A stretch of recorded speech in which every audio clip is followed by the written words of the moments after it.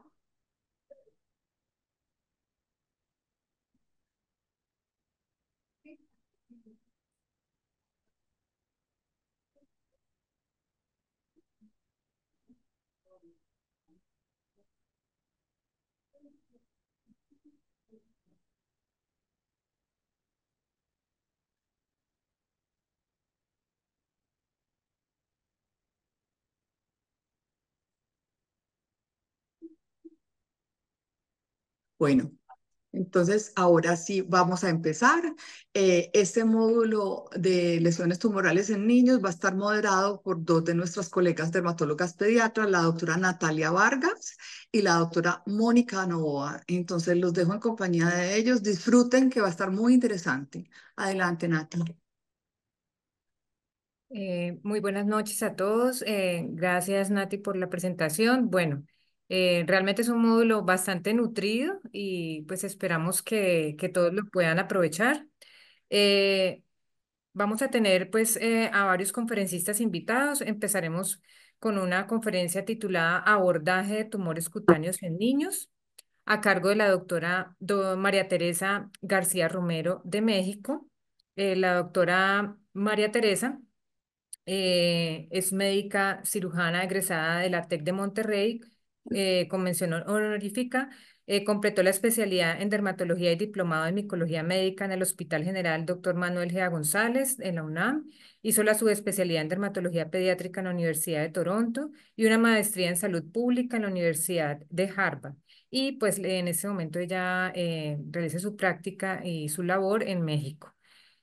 Posteriormente, tendremos a la doctora Ana María Sáenz a cargo de la conferencia de histiocytosis en niños.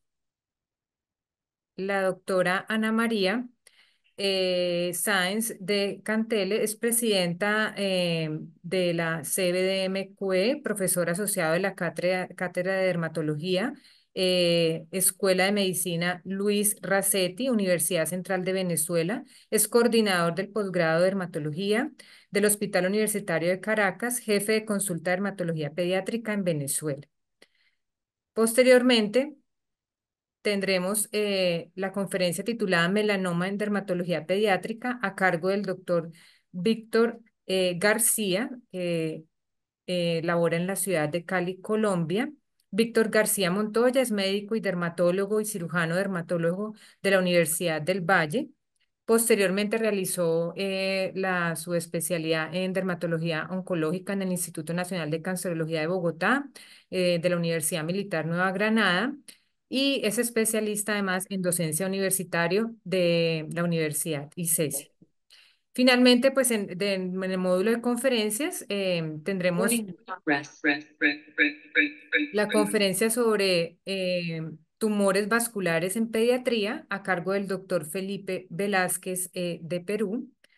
Em, y finalizaremos pues con dos casos clínicos muy interesantes. Más adelante pues hablaremos un poco de los conferencistas a cargo. Entonces yo creo que ya podremos iniciar con la primera conferencia.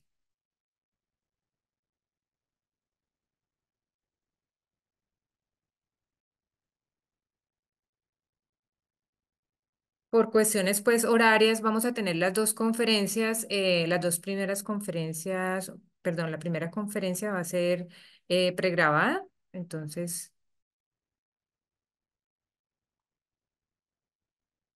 no sé si Manuel nos pueda colaborar.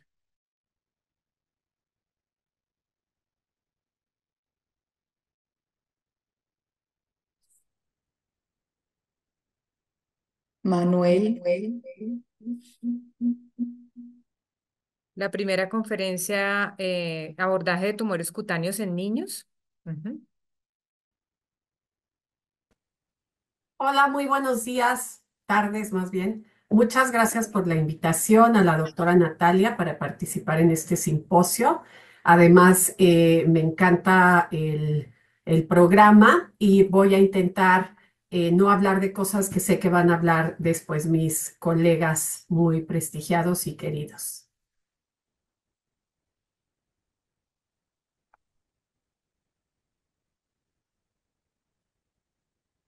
Bien, el tema de mi presentación, listo, es el abordaje de tumores en niños.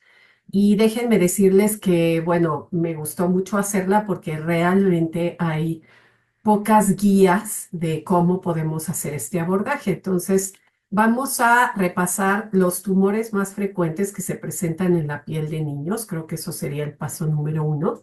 Revisar posibles abordajes diagnósticos y vamos a revisar 3 casos clínicos ilustrativos. Cualquier tumor en un niño es motivo de gran preocupación para los padres y hay que ser muy sensibles en el momento en que estamos atendiendo a ese paciente. La mayoría van a ser benignos, pero sí hay tumores preocupantes y sí hay que tener un índice de sospecha pues bajo para estos tumores. La clínica nos va a ayudar a saber si son de piel y sus estructuras o son ajenos.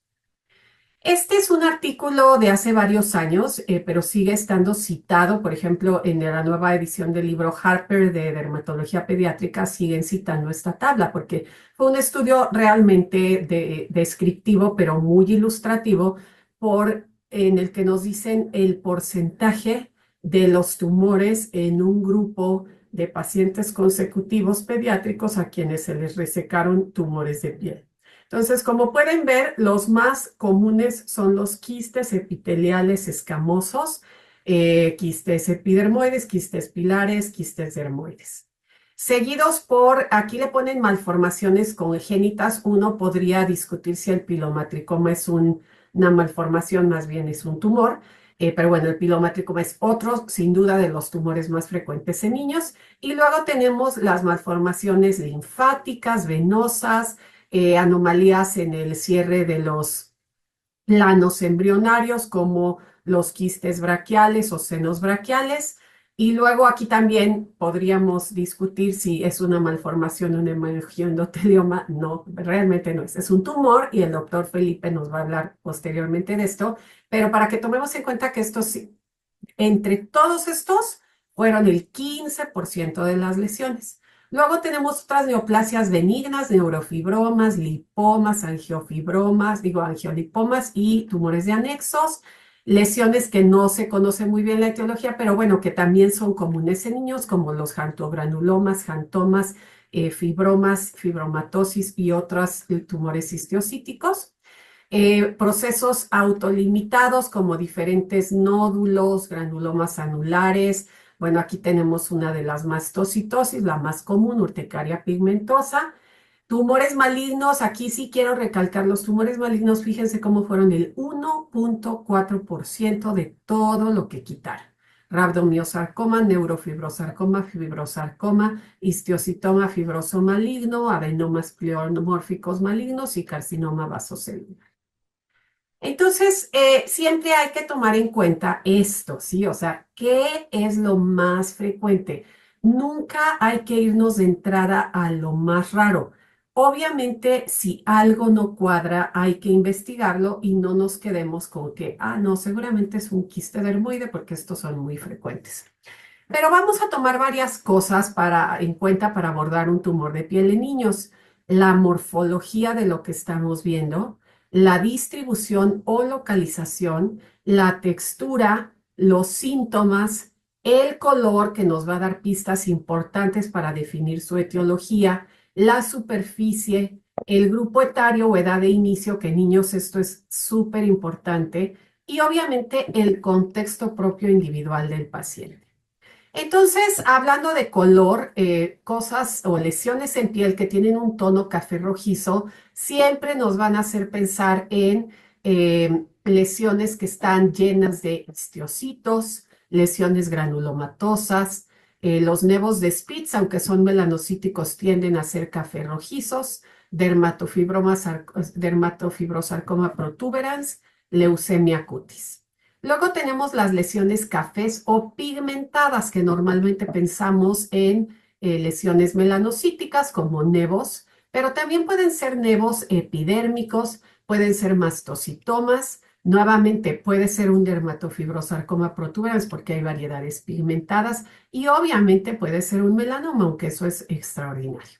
Las lesiones de color amarillento nos deben hacer pensar en células que tienen depósitos lipídicos, como son todas las familias de los jantogranulomas o histiocitosis. Jantogranuloma juvenil, jantomas, otros tipos de histiocitosis. También debemos pensar en nevos lipomatosos o sebáceos y también mastocitomas.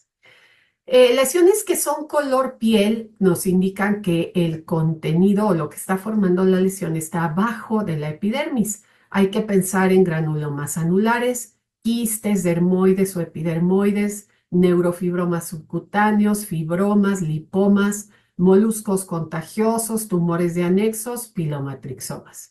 Y luego tenemos las lesiones rojizas, azuladas y que tendemos a llamarles de aspecto vascular. Entonces, obviamente hay que pensar en los tumores vasculares como los hemangiomas infantiles, granulomas piógenos, hemangioendoteliomas caposiformes o angiomas en penacho, tumores glómicos y malformaciones vasculares como malformaciones venosas, nevos azules aulados o los pilomatricomas, que a veces tienen este aspecto azulado o pueden ser incluso pseudoampollosos. Vámonos a una estructura de categorías por edad. Nunca vamos a pensar en un recién nacido lo mismo que vamos a pensar en un niño de 8 años. Por ejemplo, en un recién nacido o lesiones congénitas o en las primeras semanas podemos ver todas las mastocitosis, la cistiocitosis, sea no Langerhans o Langerhans, como el jantogramuloma juvenil dentro de las no Langerhans, nevos melanocíticos o epidérmicos, malformaciones o tumores vasculares, quistes dermoides o braquiales, neurofibromas, particularmente los plexiformes, pueden estar presentes a tempranas edades. Y algo muy importante que quiero hacer hincapié, el síndrome del bebé panquecillo de Aranda. Este es un síndrome, recuerden que los síndromes son un conjunto de signos y síntomas en dermatología, un conjunto de manifestaciones morfológicas, clínicas que son parecidas. En este caso tenemos nódulos azul rojizos en piel de un bebé recién nacido. Hay varias cosas que pueden dar este síndrome. O sea, este síndrome solo es una descripción. Entonces, lo primero que hay que pensar es en hematopoiesis extramedular. Y esto puede ser causado por infecciones. Las más frecuentes son las del complejo Storch, sífilis, toxoplasma, rubiola, citomegalovirus. O anemia hemolítica, ¿sí? Y esto puede ser por incompatibilidad de RH con la mamá, etcétera. Lo siguiente que hay que pensar es en lesiones de origen vascular, como los nevos azules aulados, que son malformaciones venosas, linfangiomatosis o hemangiomatosis múltiple. Malignidad, los rabdomiosarcomas, neuroblastomas, la leucemia congénita cutis, la histiocitosis de células de Langerhans pueden dar estos nódulos azulados o rojizos en piel. Y otras, miofibromatosis, histiocitosis no Langerhans o incluso necrosis grasa subcutánea del recién nacido. Vámonos con los lactantes. En los lactantes podemos ver cosas que seguro estaban presentes desde el nacimiento, pero que no fueron evidentes, o podemos ver lesiones que se desarrollan después, mastocitosis, nevos melanocíticos o epidérmicos, malformaciones vasculares, quistes dermoides braquiales, pilomatricomas, neurofibromas, nuevamente la cistiocitosis, Langerhans y no Langerhans, sarcomas, fibromatosis, leucemia cutis. En niños escolares vamos a dejar de ver ciertas cosas. Nunca vamos a ver un hemangioma infantil en un niño escolar, ¿verdad? Pero sí podemos ver quistes epidermoides, pilomatricomas, sarcomas, nevos de Spitz, leucemia cutis, melanomas, dermatofibrosarcoma protuberans, granuloma anular, lipoma, fibroma, tumores de anexos. Otra forma de abordar es dónde en la piel están. Entonces tenemos las cosas superficiales o casi superficiales, ¿no? Que sabemos que están en la epidermis o en la dermis papilar muy superficial. Todo lo que sea rojo de aspecto vascular podemos pensar en angiomas rubíes, en nevos arácneos, en hemangiomas infantiles superficiales, ¿no? O malformaciones glomovenosas que también pueden verse muy superficiales como esta fotografía. Lesiones color piel, hiperplasias sebáceas, siringomas, nevos sebáceos, lesiones pigmentadas, dermatofibromas, nevos melanocíticos. Lesiones que están elevadas, papulonodulares. Si vemos algo rojo vascular, bueno, nuevamente podemos pensar en granuloma piógeno o algo melanocítico, pero que en niños típicamente rojizo, como un nevo de Spitz. Lesiones color piel, si son pediculadas, fibromas blandos, neurofibromas cutáneos, si son sésiles, nevos de tejido conectivo, dermatofibromas, mastocitomas, aunque los mastocitomas siempre tienden a tener este color como amarillento, como que sabemos que algo está aquí infiltrando la dermis, ¿no? Pigmentadas, pediculadas, fibromas blandos, dermatosis papulosa nigra, dermatofibromas, nevos melanocíticos, sobre todo los congénitos, sésiles, nevos de tejido conectivo, firmes como el queratoacantoma, carcinoma espinocelular, que realmente son extraordinarios, no los vemos en cualquier niño sano, y aperlados, ¿no? Tumores de anexos y o carcinoma vasocelular.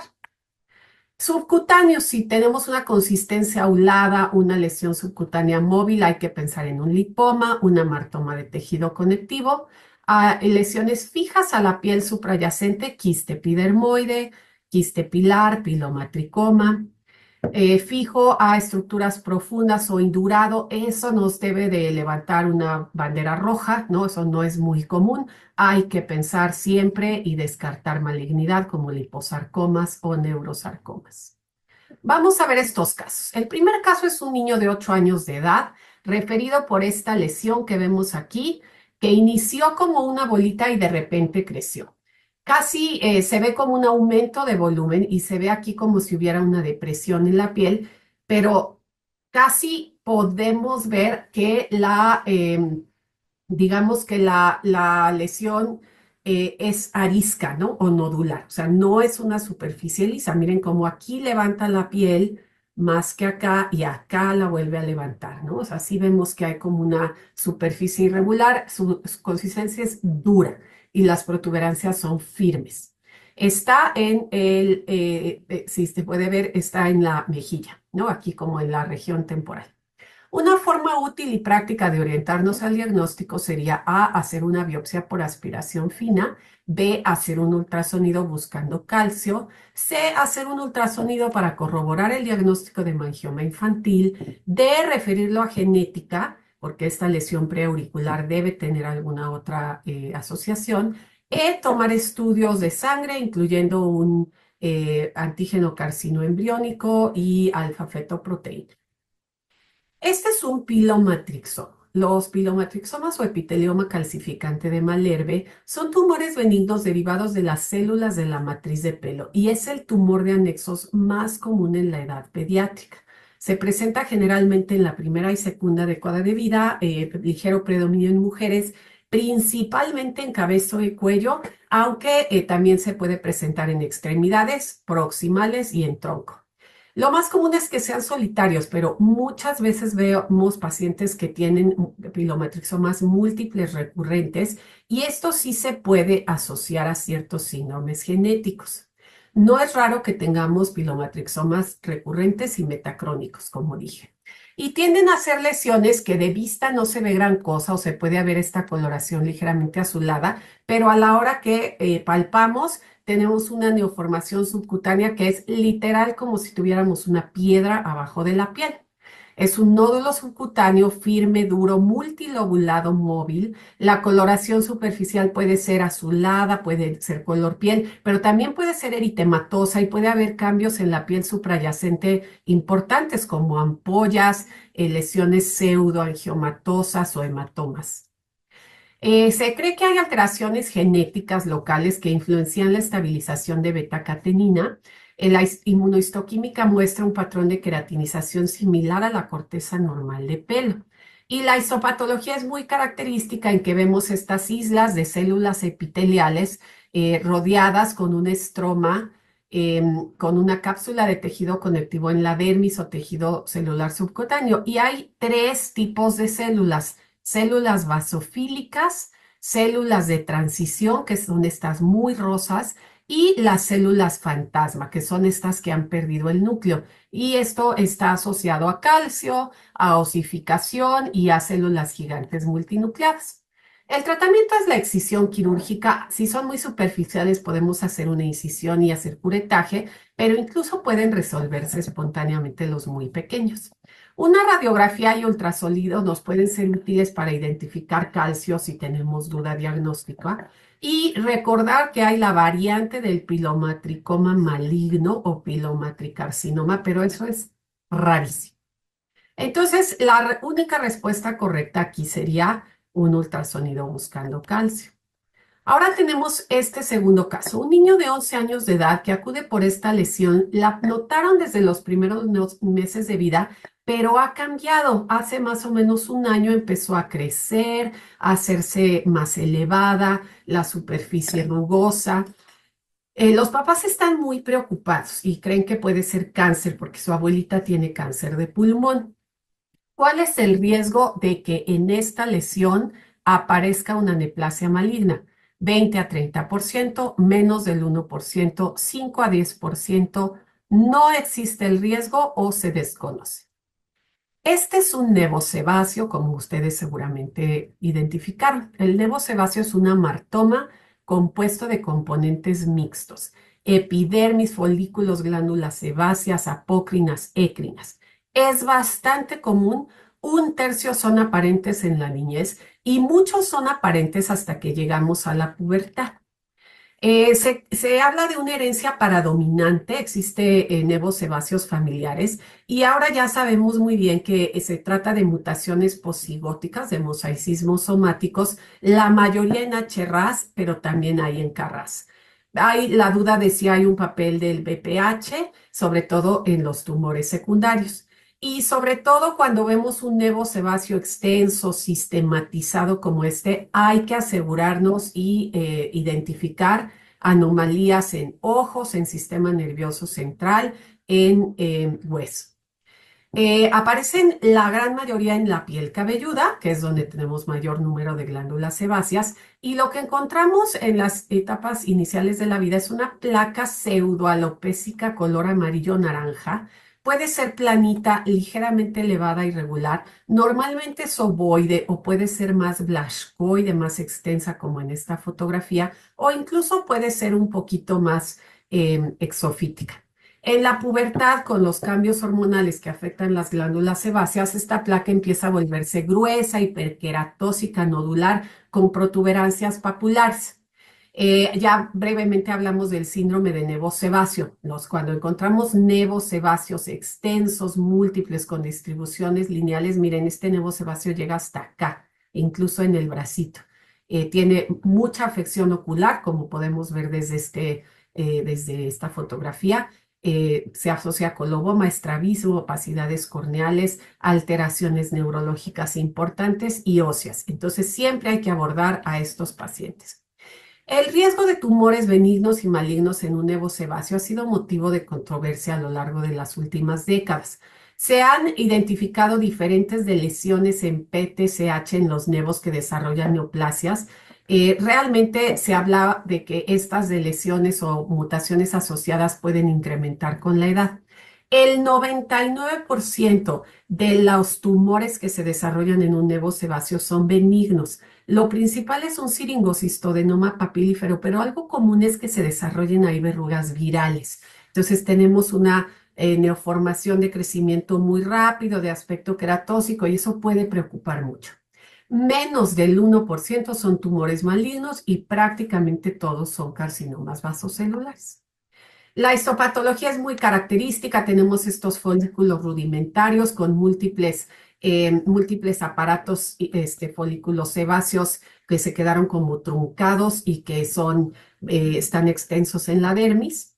Y algo interesante es que también existen las hiperplasias sebáceas nevoides. Entonces, esto podría confundirse fácilmente con un nevo sebáceo. El tratamiento, bueno, realmente no hay un consenso. La decisión profiláctica no es necesaria porque ya hablamos de que el riesgo de malignidad es súper bajo. Hay que explicar y asegurar a los padres. La cosa es que si una lesión es chiquita, pues es mejor quitarla en la infancia y en la etapa escolar antes de que crezca más en la adolescencia. Entonces, todo eso hay que sopesarlo.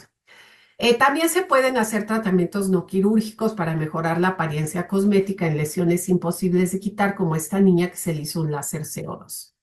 La respuesta correcta es menor del 1%. Y ya para terminar, tenemos este caso número 3, una niña de 14 años con esta lesión de 3 semanas de evolución, sangra recurrentemente, crece. La paciente tiene leucemia aguda linfoblástica prevé en remisión de su primera recaída. Y vemos cómo tiene esta neoformación multilobulada, exofítica, con algunas costras sanguíneas, un aspecto queratóxico. El diagnóstico probable y el siguiente paso: verruga viral, crioterapia; granuloma piógeno, cauterización; poroma écrino, biopsia; infiltración leucémica piol, biopsia. Todas las anteriores son posibles, biopsia.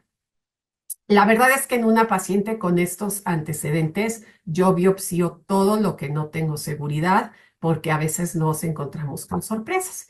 En este caso, encontramos esta neoformación epitelial exofítica, células pequeñas, poliédricas, monomorfas, agrupadas en cordones, las estructuras celulares cubiertas por estas células cuticulares eosinofílicas y con bajo índice de proliferación. Y esto se diagnosticó como un poroma écrino.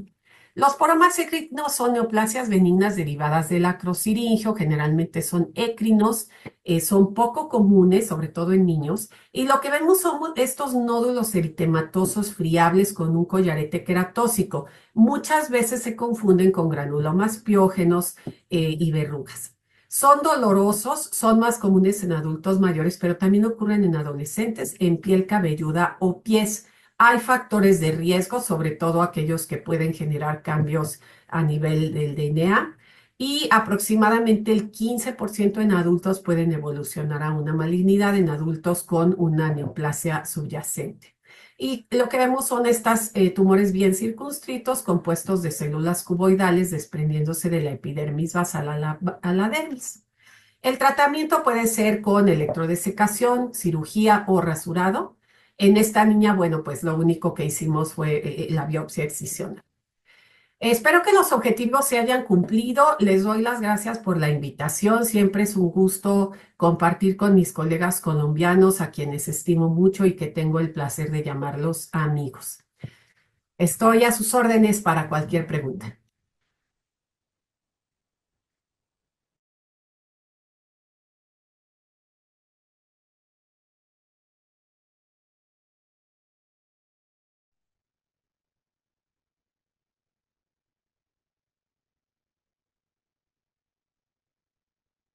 Bueno, continuando con el programa académico, damos la bienvenida a la doctora Ana María Sáenz, quien nos va a hablar de esteocitosis en niños. Hola, hola a todos, ¿me pueden escuchar? Sí, te escuchamos perfecto, Ana María. Perfecto, ok, voy. Déjame, ujú, compartir. Bueno, agradecida a ustedes por la invitación a participar en este simposio. La verdad que me siento honrada de eso y poder, apoyar un poco la educación médica continua y aportar un poco de lo que nosotros vemos acá en Venezuela. Y bueno, es un tema bastante apasionante la histiocytosis y hemos tenido la oportunidad de ver algunos casos recientes y bueno, voy a compartir algo con ustedes. Justamente vamos a empezar con un caso clínico. Se trata de este niño, un preescolar de 2 años de edad, que es natural y procedente de un estado del occidente de Venezuela, que es el estado Lara, de una ciudad que se llama El Tocuyo, y que tenía una clínica de 10 meses de evolución, que estaba constituida por una placa eritematosa descamativa, que inicialmente estaba ubicada en el cuero cabelludo y que se fue extendiendo al área del pañal. Consultó, por supuesto, muchos especialistas que le indicaron y médicos generales tratamiento sintomático con antibióticos, antimicóticos, antihistamínicos, bueno, toda cantidad de medicamentos, de cosas para tratar de resolver el problema, pero en vista de que no mejoraba, pues ella acude al hospital de la localidad, de donde hay una sede de posgrado que actualmente está sin residentes, por motivos ya por ustedes conocidos, pero que todavía quedan algunos especialistas ayudando en la consulta y quienes ven el caso tan severo y deciden pues enviarlo a Caracas, al Hospital Universitario de Caracas, y es cuando nosotros decidimos pues hospitalizarlo para estudios. Él es un producto de una segunda gesta, una cesárea, un embarazo controlado, un parto tóxico simple, con un peso al nacer de 2.500 gramos, con una talla de 50 centímetros, sin complicaciones realmente, un niño sano, con un esquema de vacunación incompleto, los antecedentes familiares no había nada contributorio y pues un niño que venía de una familia, vamos a decir, de clase baja, la madre es militar y bueno, con un sueldo que ya ustedes saben, un salario bastante bajo. Pero estas eran las lesiones al momento de nuestra evaluación. Vemos que está constituido por múltiples escamocostras sobre una piel eritematosa, confluyentes en todo el cuero cabelludo, inclusive si vemos acá en los pabellones auriculares, hay presencia también de estas escamocostras adherentes. El paciente estaba muy irritable, no podíamos ni siquiera tocarlo, muy lloroso. Y a nivel de la piel, que es un fototipo 4, que lucía un poco hipertérmica, pero con una textura acorde a su edad, habían estas múltiples pápulas aplanadas y placas que tenían tendencia a confluir y que si vemos a mayor acercamiento tienen esta morfología característica con esta depresión central, con esta costra que podríamos decir que tiene como una configuración varioliforme, si pudiéramos decir, con este tono amarillento, santocrómico que vemos acá y con este aspecto costroso que tendrían, por supuesto, a ubicarse en todo este abdomen que luce globoso, ya con sospecha de la presencia de una hepatoesplenomegalia. A nivel de la región lumbosacra, esta gran placa, vamos a decir, psoriasiforme, eritematodeescamativa, y en la región perianal, obsérvese esta placa ulcerada, sumamente dolorosa, con estas micropápulas, pústulas satélites, pero que ubicaba en toda la zona del periné. Como les dije, pues había hepatomegalia, había adenopatías blandas móviles, tanto en la región preauricular, retroauricular, cervicales e inguinales. Con estos elementos clínicos, pues por supuesto nosotros hicimos un diagnóstico previo. Vamos a ver si alguien en la audiencia tiene algo que decir con respecto a esto cuando llegamos a ver este caso. No sé si se puede si pueden escribir, no sé. Pero bueno, ya nosotros viendo estas lesiones y por haber visto casos similares, pues ya nos hicimos una precisión diagnóstica bastante cercana y decidimos realizar este plan de trabajo dirigido a ese planteamiento que nos hicimos. Por supuesto, requerimos la hospitalización en pediatría, nuestra historia clínica, fotoclínica, una biopsia de piel, por supuesto, con una inmunistoquímica, los laboratorios generales y específicos, los estudios de imágenes, que incluía un eco abdominal, radiografía, tomografía con contraste y una interconsulta con hematología. Los resultados de laboratorio iniciales mostraban una leucocitosis importante con una anemia microcítica hipercrómica, como vemos acá, con una elevación de las transaminasas y de la gamma-glutamil transperoxidasa, como vemos importante, y la fosfatasa alcalina, es decir, que había una gran colestasis. con aumento de la bilirrubina y del colesterol y los triglicéridos y una elevada velocidad de sedimentación. Por lo tanto, el paciente tenía indicación de tratamiento, además de sintomático, pues tratamiento con antibiótico terapia por esa clínica que presentaba. Como vemos, el estudio histopatológico muestra una ortoqueratosis con una escasa aquí paraqueratosis, y a menor aumento vemos este infiltrado liquenoide que ocupa toda la dermis papilar, como vemos acá, y que cuando hacemos un acercamiento, esto está constituido principalmente por histocitos con escasos eosinófilos, glóbulos rojos extravasados y linfocitos, y que a mayor aumento, pues ya teníamos la sospecha diagnóstica clínica, pudimos ver los elementos diagnósticos característicos que son estas células del ángel con núcleo que está en esta forma característica que es en granos de café. Entonces ya con este elemento pues estábamos ya frente al diagnóstico de histiocytosis de células del ángel. Entonces se procedió pues a enviar esa muestra a la inmunistoquímica que nos corrobora pues el marcaje característico de esta entidad que es CD68 positivo en esas células neoplásicas, la proteína S100 y la CD1A, que es característico de este. Por supuesto, la langerina no le hicimos quizás en el panel que no teníamos presente, pero ya con estos elementos, la clínica tan característica y la histología, pues estábamos frente a un caso de histiocytosis de células del ángel, por lo que teníamos que proceder a realizar los estudios de extensión para ver el ataque a otros órganos de esta enfermedad. Ya sabíamos que tiene toque hepático, por esa hepatomegalia tan importante que era muy visible. Realizamos el survey óseo y para suerte del bebé, pues no había evidencia de lesiones líticas de las estructuras esqueléticas visibles. Sin embargo, ante la severidad del cuadro, hicimos repetir el estudio, pero no se corroboró este hallazgo. Aquí tenemos la tomografía con contraste, no quise pasarles la de cráneo, no se me fuera a trabar la computadora, pero bueno, aquí tenemos, ya va, no puedo hacer esta, vamos a ver si la logro hacer, si puedo. Aquí vemos la tomografía con contraste y vemos, lo que quiero es que vean la gran hepatomegalia que se ubicaba en todo, inclusive comprimía, vean, el área de los pulmones, pero miren la gran hepatomegalia y las multiplicidad de lesiones dentro, o sea que tiene un toque hepático importante. ¿Okay? A nivel cerebral y lesiones líticas no había, y lo que sí además había era lesiones que también se ven ahí en la tomografía de adenopatías importantes en toda la cadena granular cervical y torácica.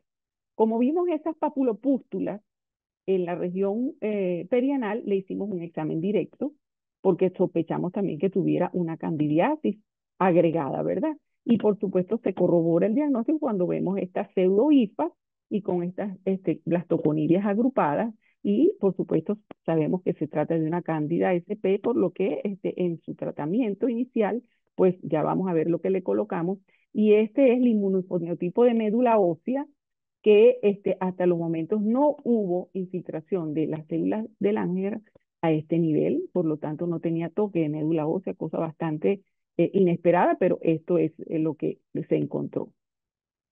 Entonces quedamos con histiocytosis de células del ángel multisistémica porque tenía toque cutáneo, tenía toque hepático y toque ganglionar.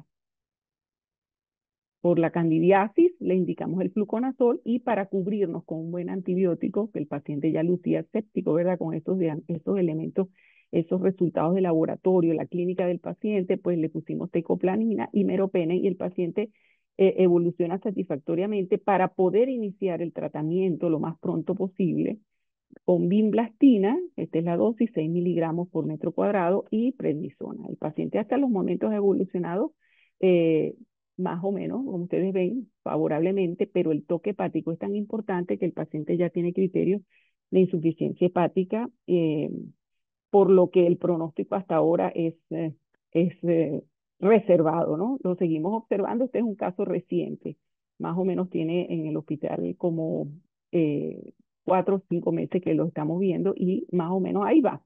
ahí va. Ahorita reingresó otra vez y bueno, seguimos en tratamiento por hematología. El problema es el daño hepático que ella tiene por la severa infiltración de las células a nivel hepático. Entonces, este es un caso de este grupo de desórdenes de histiocytosis que son muy raros, por supuesto. ¿Y qué consisten estos desórdenes? Consisten en una acumulación de esos elementos celulares de macrófagos, de las células dendríticas o células derivadas de los monocitos en varios tejidos u órganos. Se ve fundamentalmente en niños y es muy raro en adultos.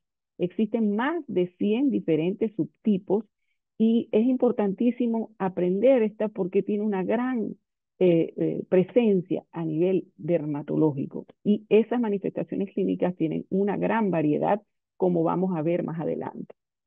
La primera clasificación de la histiocytosis se realizó en el año 1987 y eran estas tres clases: clase 1, clase 2, clase 3, y eran las de Langerhans, no Langerhans e histiocytosis maligna. Pero en el año 2016, la doctora Emil es la que, y el grupo de la Sociedad de Histiocytosis, pues se reúne y haciendo esta clasificación basada no solamente en la clínica, sino en la histología, en la observación de los cambios moleculares que se dan en estas lesiones y el toque de otros órganos en estos grupos, 5 grupos: el grupo L, el grupo C, el grupo M, el grupo R y el grupo H. Dentro del grupo L tenemos la histiocytosis de células de Langerhans. En el grupo C las cutáneas y mucocutáneas, en el grupo M las malignas y mucho más raro en niños esta que vamos a ver aquí, el grupo R y el grupo H. Como ya se sabe, estas entidades, pues ya se ha estudiado la parte molecular y se sabe que hay mutaciones en las vías de señalización del MET y mutaciones en el BRAF, lo que hace que ha variado esta clasificación. Entonces, la histocitosis de células de Langerhans, que vamos a decir que aunque rara, es la que pudiera, nosotros se nos pudiera presentar y la que tenemos que conocer, porque es el dermatólogo, sinceramente, el que realmente hace el diagnóstico más rápido, es una neoplasia clonal de esas células dendríticas mieloides que expresan ese fenotipo de células de Langerhans. Como vimos, el marcaje fundamental es el CD1A y aquí es el diagnóstico. Se ve más en niños blancos, una presencia más importante en el sexo femenino y hay una pico de incidencia de 1 a 3 años con un promedio de edad media 3.5 años. Esta forma de histiocytosis es más común en niños, 4 o 5 niños por 1 millón. Hay ciertos factores de riesgo importantísimos en nosotros porque la etnia hispana, los hispanos pueden presentar esta forma de histiocytosis y hay otros factores de riesgo que mencionan acá: el nivel educativo bajo, el hacinamiento, o sea, son condiciones que demuestran el grado de la sociedad o el estatus socioeconómico de esas poblaciones, pues nosotros no escapamos de ello, como todos sabemos. Y hay factores protectores: la raza negra, la colocación de vacunas y aquellos individuos que reciben suplementos vitamínicos. Entonces, de acuerdo a la extensión de la enfermedad, pues existe esta clasificación. Si existe un solo órgano tomado, 70% casi todas las lesiones, las histiocytosis se ven en un órgano, pero cuando ese órgano es el hígado, el vaso o la médula ósea, tiene mucho riesgo, es un alto riesgo, a diferencia del pulmón, que no tiene tanto riesgo, aunque nuestro paciente no tenía toque pulmonar.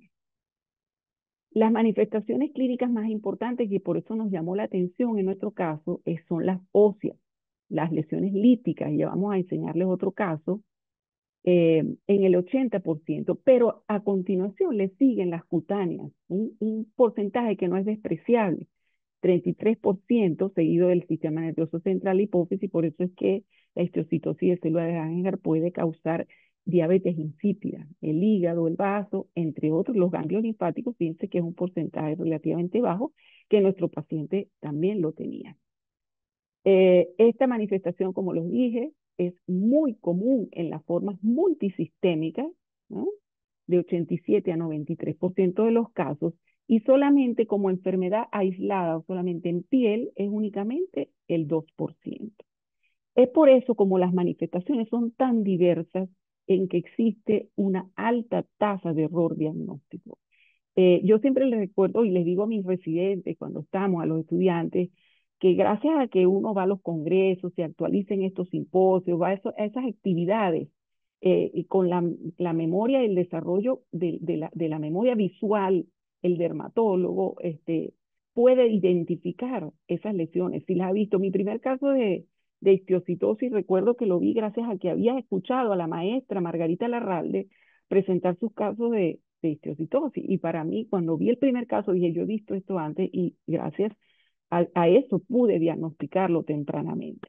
Como vemos aquí en este artículo que demuestra todas estas manifestaciones cutáneas que pueden presentarse ante estos casos y pues por supuesto cualquier pediatra general, médico general, lo primero que piensa es que se trata de una dermatitis seborreica, ¿verdad? Con estas escamas, pero primero, la edad, tenemos que estar pendientes que la dermatitis seborreica tiene unos picos, hasta los 6, 7 meses de edad, que es la edad del lactante, la dermatitis seborreica. Un niño que tiene 1 año, ¿verdad? Y que presenta una persistencia de una dermatitis seborreica, tiene que hacernos sospechar en otra cosa, al igual que una dermatitis del pañal que no mejora. Pueden ser este tipo de lesiones, como les dije, costosas, que pueden ser confluyentes o pueden ser lesiones aisladas o pueden tomar este aspecto como hemos tenido de hemorrágico, este aspecto de papulovesículas hemorrágicas o erosionadas, como en este caso, ¿eh? Que tenemos que pensar en el diagnóstico. Y cualquiera ve este caso y uno pensaría que es un condiloma lata, una sífilis, ¿verdad? Cuando uno ve esto, uno dice, bueno, esto es un condiloma lata y resulta que se trata de una histiocytosis de células del ano. Y no hay que olvidar los anexos que pueden estar también tomados, las lesiones en mucosa, las uñas, aunque muy raras, también pueden estar afectadas por esta enfermedad. Y es un signo, como veremos más adelante, importantísimo a tomar en cuenta. Aquí vemos la cantidad de diagnósticos diferenciales que pueden presentarse ante la histiocytosis de células de Langerhans, como vemos, si las manifestaciones son en piel, si son lesiones óseas líticas, con qué lo vamos a hacer diagnóstico diferencial, si es diabetes insípido central, si hay hepatosplenomegalia, una gran cantidad de diagnósticos diferenciales, que por eso es que es tan difícil reconocer. Fíjense este caso, perdón, que nos ha llegado también, que las lesiones son muy, muy discretas, muy aplanadas, pero que cuando uno hace un acercamiento se da cuenta que tiene un color santocrómico amarillenta, que fue lo que hizo sospechar el diagnóstico, y la niña tenía linfadenopatías axilares y cervicales. Esto resultó también ser una histiocytosis de células de Langerhans. Esta es la carita de la niña, vean. Y en este caso, por eso se le llama la enfermedad de las múltiples caras, porque 9 de cada 10 pacientes presentan manifestaciones cutáneas y lo más importante es que son niños pequeños. Tenemos que agarrarlos a tiempo para evitar que hagan las complicaciones más severas de la enfermedad. Este es otro caso, miren el toque del cuero cabelludo, miren el área de pilosa, la ceja, con esas escamocosas. La edad es la que no cuadra con una dermatitis seborreica, y la cronicidad, la persistencia, la no mejoría con los tratamientos indicados tiene que hacernos sospechar que estamos en presencia de otra cosa, que no es una dermatitis seborreica. Estas múltiples placas aplenadas no tienen tanto coloración amarillenta, pero fíjense que son hipopigmentadas con tendencia a confluir. Este es otro. Pero este niño era realmente interesante porque cuando observamos las uñitas, miren la onicodistrofia tan severa que tenía, y a nivel de la boca había perdido inclusive dienticos y tenía toda esa deformidad de la arcada dentaria. Entonces, al ver esto, no estábamos seguros. La primera vez que yo veía este toque unguial tan severo en un caso de histiocytosis, le hicimos la tomografía en 3D y vean la destrucción del hueso maxilar producto del toque óseo lítico de la histiocytosis de células del ángel. Entonces, hay casos muy severos, como vemos en la histiocytosis maligna, como este, que no dio chance realmente casi que ni de iniciar la quimioterapia. Lo que nos hace sospechar es la hepatosplenomegalia y esta aparición de estas pápulas muy violáceas hemorrágicas en el área del pañal. Eso nos puede hacer pensar casi que parece una púrpura, ¿verdad? Una púrpura severa, y eso es lo que nos hace pensar en que sea una histiocytosis maligna, como en este caso. Y el toque, no se les olvide, el toque en las áreas seborreicas en esta cara, pero en este caso llamaba la atención la coloración tan purpúrica de las lesiones. El pronóstico, el lactante falleció lamentablemente antes de hacer ninguna terapia. Recordar entonces que esta es una proliferación neoplásica inflamatoria mieloide, es decir, las células vienen de estas células precursoras mieloides y que tienen esa mutación, como les dije. Es importantísimo ya recordarles lo que son los órganos de riesgo, ¿verdad? El hígado, ¿eh? Y lo que es la vía de proliferación, la vía de señalización del MEC, que sabemos que son células que tienen esa mutación y lo que hace que haya resistencia de estas células a la apoptosis, hay una proliferación incontrolada, no controlada, y eso es lo que hace la persistencia de la enfermedad. Y esto ha hecho que haya nuevos avances en la terapéutica de estas lesiones. Entonces, como hemos visto con estos casos, el diagnóstico clínico es fundamental. Por supuesto, al tener el diagnóstico hay que corroborarlo con el estudio histopatológico, seguido de la inmunistoquímica. Sabemos que en muchas áreas no hay los elementos para hacer la inmunistoquímica, pero por lo menos hacerle lo básico, un CD1A, un S100, un CD68. La langerina es más difícil conseguir, pero por lo menos esto nos da el diagnóstico certero. Y por supuesto, tenemos que ir estudiando la presencia de lesiones o de infiltración en los órganos que ya hemos mencionado mediante los estudios de extensión, biopsia de médula ósea, estudios genéticos y moleculares cuando los podamos hacer. La biopsia, recordar el infiltrado liquenoide en la dermis papilar, recordar esas células que predominan, que son los histocitos, y la imagen típica en grano de café, la imagen típica en grano de café que nos hace el diagnóstico y con la tinción de CD1A y CD68. Esto es lo que nos hace el diagnóstico de esta enfermedad.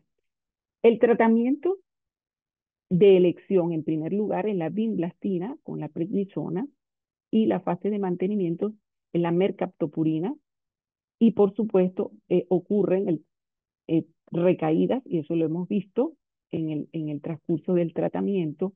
Fíjense que en 12 meses hay recaídas hasta de un 30%, que no es despreciable, y recaídas a los 6 meses del 50%. Hay muchísimos estudios actualmente de utilización de los inhibidores de ese BRAF, ¿verdad? De esas mutaciones que están ocurriendo allí, como es el bemurafenib, que se utiliza para el tratamiento del melanoma. Y por supuesto, en los casos más severos que se puede hacer trasplante de células madres hematopoyéticas. Aquí tenemos en este artículo un resumen de todos los trials que hay con los diferentes inhibidores que tenemos aquí, tovorafenib. Aquí hay bemurafenib, inhibidores del MEK, y otro inhibidor del BRAF, que tiene este nombre, HLX208. O sea, esta cantidad de estudios que están reclutando pacientes que están activos y que gracias a la determinación de todas estas mutaciones es lo que se ha logrado, pues, utilizar una terapia target dirigida hacia estos tumores. El pronóstico de la histiocytosis tiene un alto riesgo de mortalidad cuando, por supuesto, es multisistémica, ¿verdad? Y como les dije, son casos que tienen mucha recurrencia. Nosotros hemos seguido pacientes ya, tenemos uno que se siguió más o menos 10 años y hacía sus recurrencias cada cierto tiempo, pero leve, dependiendo del número de órganos, como ya les dije.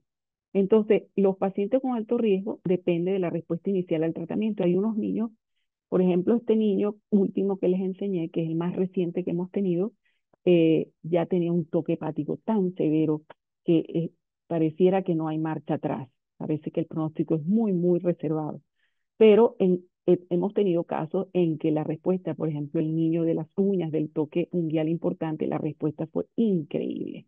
¿Ok? En aquellos que no responden, la tasa de mortalidad va del 52% hasta 17%, y hay una menos probabilidad de resolución completa en aquellos severos, 20 versus 70, o sea, hay unos porcentajes bastante variables. Este es el niño que les mencioné. Fíjense, a los 2 meses de tratamiento, miren cómo había resuelto la parte dentaria, y miren las uñas, cómo se había resuelto de forma importante y aclaramiento de todas las lesiones. O sea, este caso fue impactante y respondió a la vinblastina de manera satisfactoria, cosa que, por supuesto, no tenía toque hepático, no tenía el toque que tiene tan severo este niño. Y eso le llama la atención porque cuando haya compromiso unguial, hay trabajos donde demuestran que las lesiones unguiales se asociaron con enfermedad multisistémica y en muchos casos precedieron el compromiso de otros órganos.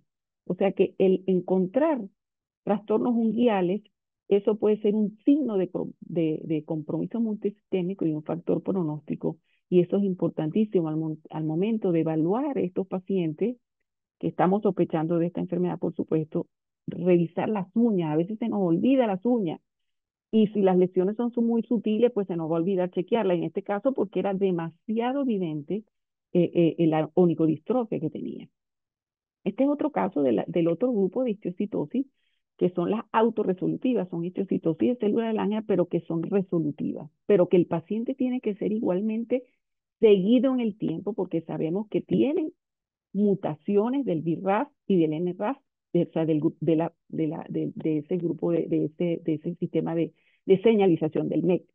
Y en este caso, vean las lesiones que, si uno las ve así, uno dice, son verrugas planas, porque son placas muy aplanaditas del color de la piel, algunas hipopigmentadas. Vean aquí cómo tenía múltiples, recién nacido un niño que tenía menos de 30 días, que siguió evolucionando y aparecieron más y más lesiones de las mismas características, un poco ya más xantocrómicas. Vean aquí cómo estaban distribuidas muy pequeñitas, no tenía adenopatía, no tenía toque hepático, él fue estudiado completamente, inclusive por hematología, se le tomó inclusive la biopsia, que corroboró el diagnóstico, la presencia de los elementos ya descritos, con el inmunomarcaje de diagnóstico, y ese paciente se siguió en el tiempo y se resolvieron las lesiones completamente, sin ningún tipo de tratamiento. El otro grupo de lesiones, que son las cutáneas y cutáneo mucosa, es el xantogranuloma juvenil. El xantogranuloma juvenil puede ser micro o macronodulares, pueden ser gigantes, ¿verdad? Pueden ser eruptivos, pueden ser únicas lesiones y tienden a resolverse espontáneamente, espontáneamente.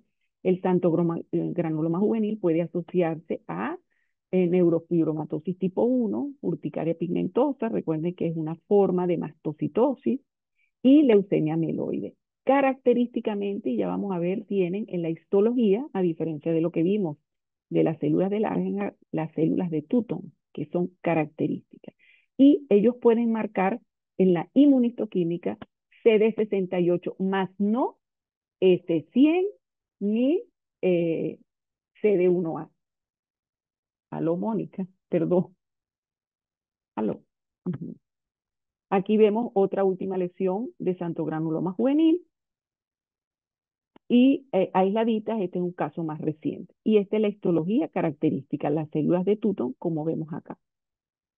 En conclusión, y para terminar, es una enfermedad, las histiocytosis son enfermedades poco frecuentes, que existe un importante retraso en el diagnóstico, que hay que saber que la afectación multisistémica tiende a ser más severa en las lesiones, que la afectación unguial es muy rara, pero hay que estar pendiente, y que el rol del dermatólogo es fundamental para su diagnóstico temprano y pronóstico favorable. Muchas gracias y bueno, estoy atenta a cualquier interrogante.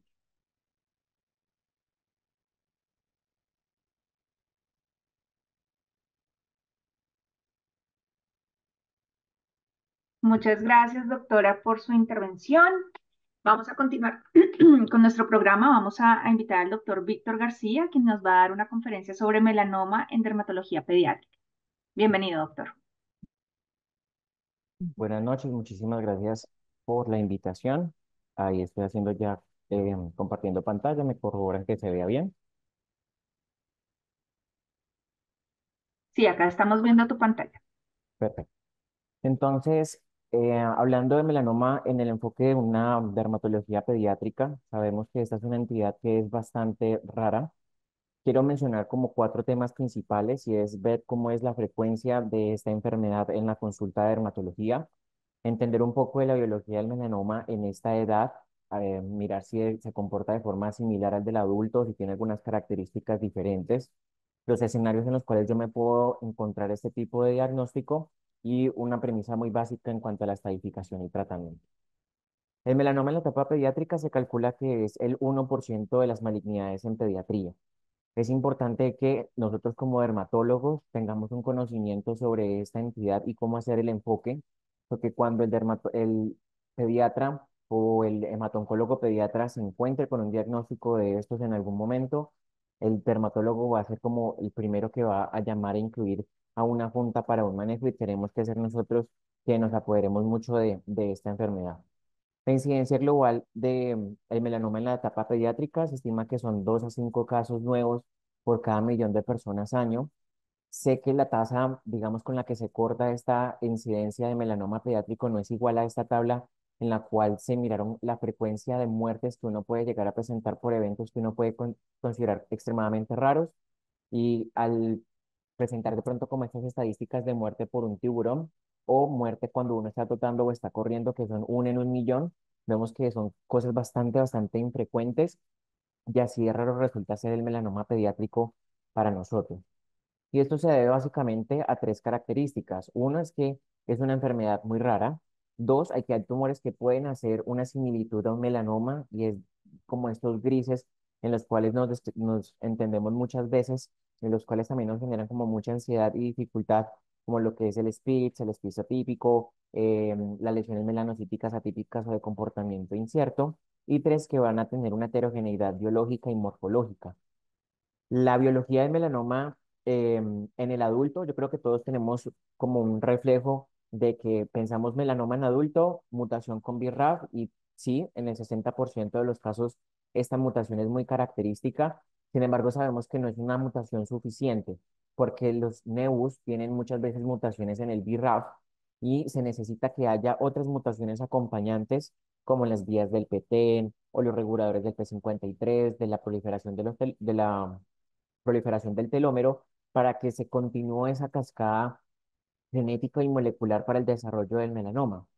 En los niños, este estudio que se realizó en 2015, que cogieron 30 pacientes con melanoma pediátrico de diferente comportamiento, melanoma de novo, puntualmente, ven que las mutaciones del BRAF del adulto se comparten con estos melanomas pediátricos, junto con unas pérdidas de los genes reguladores como el PTEN, que me hace como una supresión sobre esta vía cascada del BRAF, y sobre el CDKN2A, que tiene pues un comportamiento importante que veremos más adelante en melanoma, porque él va a codificar unas proteínas que son la P16 y la P14, que van a ser reguladores también del ciclo celular y de la proliferación de los melanocitos.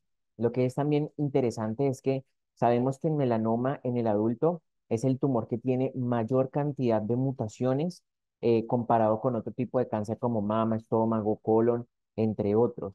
Y no es la excepción para la población pediátrica, ya que se ve que incluso tienen muchísimas más cantidad de mutaciones con respecto a un melanoma en el adulto. En este estudio se vio que el 87% de los melanomas que ellos consideran de novo, que incluyen el de extensión superficial, el nodular, el lateral y en general, tenían mutaciones de BRAF y tenían mutaciones de PTEN. Y lo importante también es que estas mutaciones de PTEN tienen sello de daño por la radiación ultravioleta. Lo que no sabemos es qué hace que estos pacientes tengan esa mayor sensibilidad con respecto a un niño sano que haga que desarrolle un melanoma con más facilidad. Lo otro interesante también de este estudio es que el melanoma esplizoide presenta alteraciones en funciones de quinasas como el ROS, el NTRK y el ALK1. Entonces vemos que ellos van a tener como un comportamiento desde la parte de la biología molecular muy diferente a los melanomas en general. Y cuando vemos el melanoma asociado a NEUS, también tienen un patrón genómico diferente porque ellos tienen mutaciones en otra quinasa que es el NRAS, específicamente Q61, y acá no hay ningún sello de marcación de mutación genética por radiación ultravioleta. Entonces, también vemos que los melanomas que están asociados a NEUS van a tener un comportamiento diferente a los melanomas que se producen de nuevo en los niños. Esta revisión sistemática con metaanálisis de melanomas en niños es un artículo reciente publicado este año, el 2024, en el Journal de la Academia Europea. Sabemos que los metaanálisis y las revisiones sistemáticas tienen mayor peso cuando se utilizan estudios de alto rigor científico como ensayos clínicos controlados, y entre más aleatorizado y doble ciego sean, pues van a tener una mayor importancia para el peso estadístico. Sin embargo, este estudio recopila reportes de casos y series de casos que, si bien no son el mejor estudio de rigor científico, nos da un gran panorama en cuanto a esta enfermedad tan rara. Ellos tienen cuatro características que resalto y una es la temporalidad y es que cogen todos los reportes de melanoma pediátrico desde las primeras publicaciones hasta enero del 2021 sin hacer tamizaje por idioma. Todos los diagnósticos eran confirmados con histopatología, no quedaba en una presunción diagnóstica clínica. Había eliminación de duplicados de los casos, entonces cada uno se comporta como un caso independiente y también descartaron lesiones de comportamiento incierto, como neus de Spitz o los tumores espitzoides y los melanocíticos atípicos. De estos, de 213 casos, estudios, perdón, que quedaron incluidos, se incluyeron 1002 casos con melanoma, que pues resulta siendo una muestra bastante significativa para la rareza de la enfermedad. Puntos importantes a destacar de estas tablas, el diagnóstico, la mediana del diagnóstico se realizó hacia los 12 años. Sin embargo, las rangos intercuantílicos podían ir desde los 6 hasta los 15 años. Había más frecuente el sexo femenino asociado con el melanoma en la etapa pediátrica y de la localización, las extremidades era el más frecuente, seguido de la cabeza y el tronco. En cuanto a la histopatología del melanoma, lo más frecuente para este estudio conservaba el tipo de extensión superficial y ya le seguía lo que es el melanoma nodular y el melanoma epitzoide, algo que uno ve un poco de comportamiento diferente cuando piensa en melanoma del adulto, que casi siempre es extensión superficial, y luego ya viene de pronto el lentiginoso acral, lentigo maligno y el melanoma nodular casi que de último y muy raro pues el epitzoide. Entonces acá vemos que los niños sí tienen un comportamiento biológico y de presentación diferente en melanoma con respecto al adulto. Cuando hablamos de la asociación que tienen con los NEUs, se describió este hallazgo en 691 pacientes y la mayoría de los casos, el 60%, se presentaron de nuevo, que es más o menos también la relación que siempre conservamos en el adulto. El 70% de los melanomas son de nuevo y un 30% se asocian con un NEUs. Esta es la tabla que más énfasis quiero que hagamos y que más atención prestemos, porque nos está hablando de unas características importantes cuando hacemos la evaluación por el CAP o el reporte de patología del melanoma.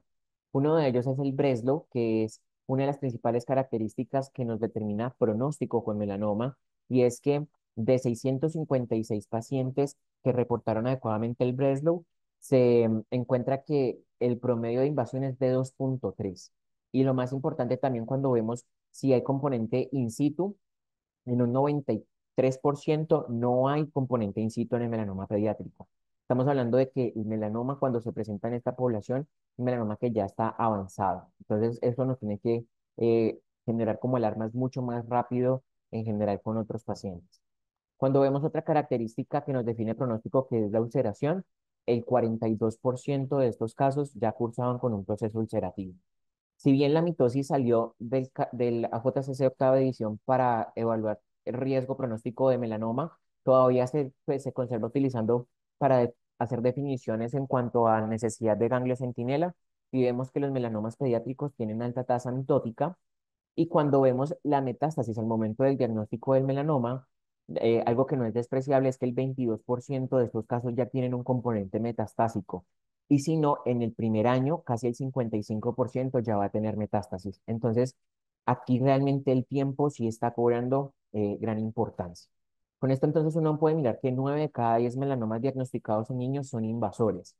Entonces, como este tipo de ensayo no nos permite sacar hipótesis, pero sí nos puede ayudar como a plantear preguntas de investigación al futuro, esto se debe a un retraso en el diagnóstico, porque consideramos que el melanoma pediátrico es tan raro que de pronto no lo pensamos como una primera diagnóstico diferencial en los casos como tal, o es porque es un comportamiento biológico dado por la genética del tumor y también por esa inmunidad tan inmadura que tienen los niños para este desarrollo de tumores. Entonces, pues son hipótesis que nos quedará terminar de seguir investigando en medio de la rareza de esta enfermedad.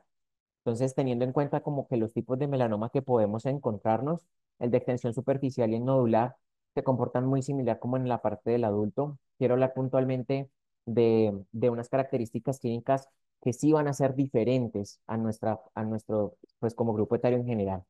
Como en melanoma tratamos de sacar reglas del ABCD frecuentemente, tenemos el del melanoma cutáneo, pues extensión superficial, tenemos también el del melanoma de la región acral, para melanoma pediátrica también tenemos esta mnemotecnia en que la A es porque principalmente van a ser de tipo amelanótico, entonces no debemos esperar frecuentemente estas lesiones melanocíticas en la población. B es porque usualmente son lesiones que tienen sangradas o son lesiones que son abultadas. C, el color es que es más frecuente que sean rosadas y que tengan de pronto algo de pigmento melánico, pero no es tan frecuente. El diámetro se conserva igual a 6 milímetros y la evolución es en el cambio en el tiempo. Entonces, estos casos que les muestro, que son los reportados en la literatura, vemos que las lesiones muchas veces no son esa placa melanocítica, sino que pueden ser como lesiones proliferativas exofíticas, que si uno colocara de pronto el dermatoscopio verían más características de algo vascular, por esos colores rojo-violáceos que vemos en esta lesión. E incluso estos reportes que están en la literatura, vemos que no es frecuente que encontremos melanina dentro de ellos. Entonces, recordemos que son amelanóticas frecuentemente, que son lesiones que son abultadas y que incluso muchas veces se pueden ver de aspecto verrucoso, que también debe ser como una característica que no nos debe como despistar de la impresión diagnóstica. En cuanto al melanoma esquizoide, lo que se ve es que los pacientes pediátricos son más jóvenes en comparación con otro tipo de melanomas, que todos los melanomas esquizoides que fueron reportados y descritos eran invasivos, que frecuentemente cursaban con ulceración y que tenían mayor progresión comparado con otro tipo de melanomas. Entonces, nuevamente, los melanomas esquizoides pueden tener estas características amelanóticas, pero también pueden tener este comportamiento de patrón de estrella. Entonces, creo que eso también es como un llamado de atención y de alerta a que esas lesiones episoides, si no podemos hacerle un seguimiento muy estrecho en el tiempo, es mejor de pronto tomarle una biopsia a esa lesión y quedarnos con un diagnóstico en un papel de un nevus episoide y no que ese paciente se vaya a perder y termine pues como en estos casos tan tristes como de melanoma pediátrico. En cuanto a melanoma asociado a nevus, los pacientes con el melanoma de nevus congénito se presentan en edades tempranas más jóvenes, en promedio en 6 años, y frecuentemente se localizan en el tronco, siendo los congénitos el de mayor riesgo de frecuencia metastásico comparado con los de novo y los melanomas asociados a nevus adquirido, y también tienen una mayor mortalidad. Entonces, son estos pacientes que con los nevus que se presentan entre los primeros 2 años, se hacen estos cambios proliferativos melanocíticos con el paso del tiempo. En cuanto a melanoma angular, la melanoniquia longitudinal o la melanoniquia en pediatría siempre es como un dolor de cabeza porque los niños muchas veces se salen de todos los esquemas que han sido reportados para el adulto y ellos tienen un comportamiento de lesiones que son a veces clínicamente muy feas, pues porque las bandas son mucho más irregulares o son más pigmentados o abarcan completamente la banda.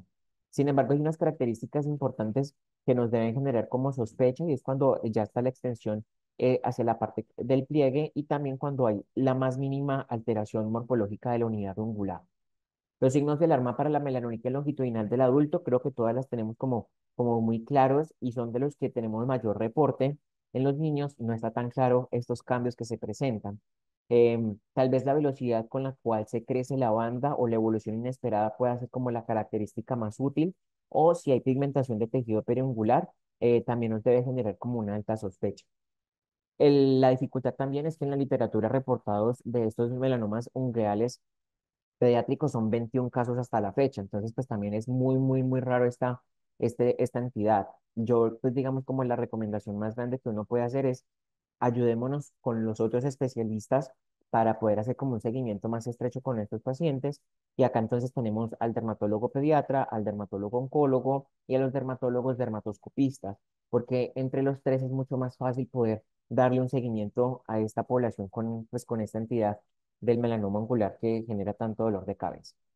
Pensar también melanoma cuando estamos asociándolo con genodermatosis. La más frecuente para nuestro medio es el seroderma pigmentoso, que pues se produce hasta un riesgo de 2000 veces más alto en comparación con un niño sano.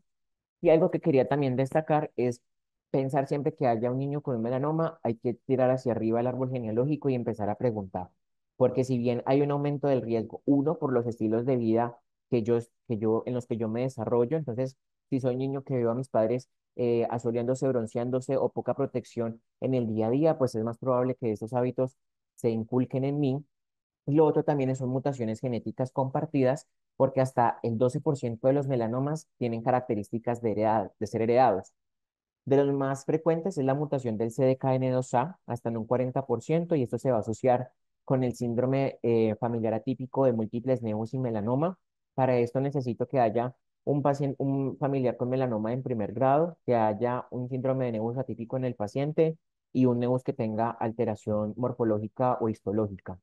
Con este gen también es frecuente o es necesario que se pregunte si hay algún familiar con antecedente de cáncer de páncreas, porque esta asociación melanoma-páncreas se asocia con esta mutación. Entonces, casi que también para la vida diaria, paciente adulto, diagnóstico de melanoma, indaguemos si hay antecedente de cáncer de páncreas. Otros genes también importantes van a ser el BRCA. Entonces, si hay antecedente familiar de cáncer de mama con mutación BRCA, este paciente o este grupo de pacientes van a ser necesarios que se remitan también a genética para que se les haga una evaluación como tal.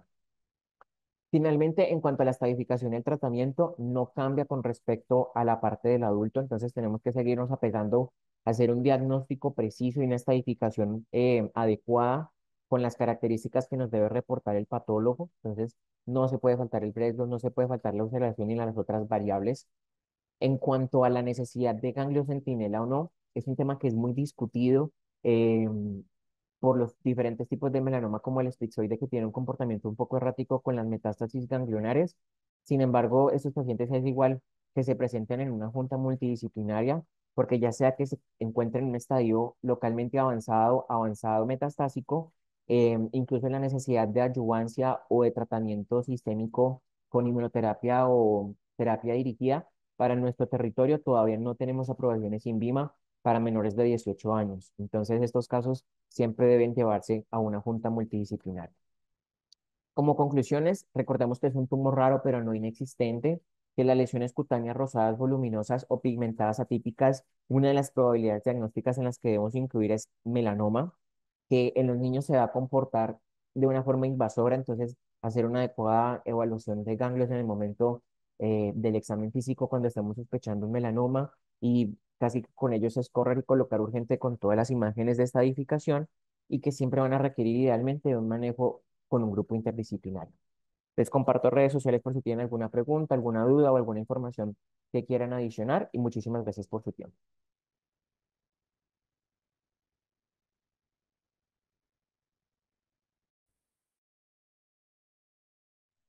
Muchas gracias, doctor.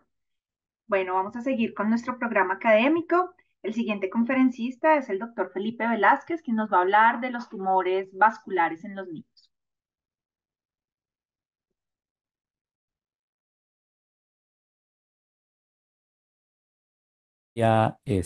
Hablar ahora es acerca de tumores vasculares en pediatría. Tenemos que tener en cuenta, eh, primero, que no tengo conflictos de interés para esta charla. Y esta es la agenda, ¿no? Vamos a hablar un poquito de definición, la clasificación actualizada, los tumores más frecuentes de pediatría y, por último, conclusiones. Entonces, por definición, los tumores surgen de células que ya están formadas usualmente de los vasos sanguíneos o de los linfáticos, ¿no? Pueden ser principalmente benignos, ¿no? Es decir, no cancerosos o malignos, ¿no? Y se pueden presentar en cualquier parte del cuerpo. Se pueden formar de la misma piel o los tejidos que están adyacentes a la piel, que pueden ser tejido celular subcutáneo o otro tejido mesenquimal o quizá de otro órgano y con implicación a nivel de piel, ¿no? Entonces, es importante diagnosticar, clasificar y reconocer sobre todo los signos de alto riesgo de estos tipos de tumores, ¿no? En la clasificación del ISBA desde 2014 hasta ahora, bueno, esta es la clasificación que ha habido de algunos cambios, inclusive de 2018, ¿no? Entonces lo dividen en tumores vasculares a los tumores benignos y aquí en la clasificación vemos los tumores benignos, la parte 1, como los hemangiomas infantiles o hemangiomas de la infancia, ¿no? Esos son los principales y bueno, y ya se han encontrado incluso en esos tumores alguna patología genética que, digamos, de alguna manera pueda ser una etiología para la génesis de estos tumores, ¿no? La parte 2, es decir, los tumores vasculares benignos, parte 2, están otros, ¿no? Y algunos tumores que están relacionados a estos tumores benignos, ¿no? Y como segundo acápite está los localmente agresivos o borderline, que usualmente se les dice, o que están limítrofes, que son los tumores que pueden de alguna manera tener alguna implicación, sobre todo por complicaciones, ¿no? Y obviamente los tumores malignos.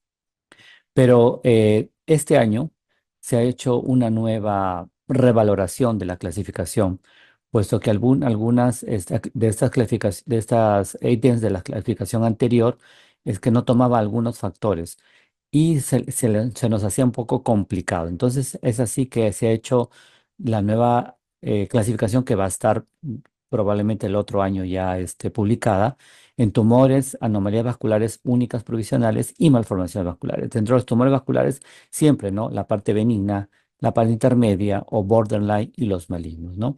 Y aquí estamos todos. Vamos a hablar un poquito de esto, obviamente no todos, pero sí los más importantes, las que vemos en consulta diaria, ¿no? En primer lugar, la hemangioma infantil. El hemangioma infantil, ustedes saben, bueno, dentro de la que es la epidemiología, son los tumores más frecuentes en la niñez. Incluso se ha hecho estudios hasta un 10% de la población infantil, ¿no? No hay una etiología conocida, se habla muchas de las hipótesis, pero hay factores de riesgo que están asociados. Por ejemplo, el sexo femenino, se ha encontrado mayor preponderancia a nivel de mujeres de 3 a 1, ¿no? El grado de prematuridad también es importante. El bajo peso al nacer, es decir, hay un riesgo mayor al 40% por cada 500 gramos de peso que nace el niño, ¿no? Raza blanca también son factores. Y dentro de los factores ya prenatales y prenatales, pues tenemos que se ha encontrado un mayor porcentaje de sangrado vaginal en el primer trimestre.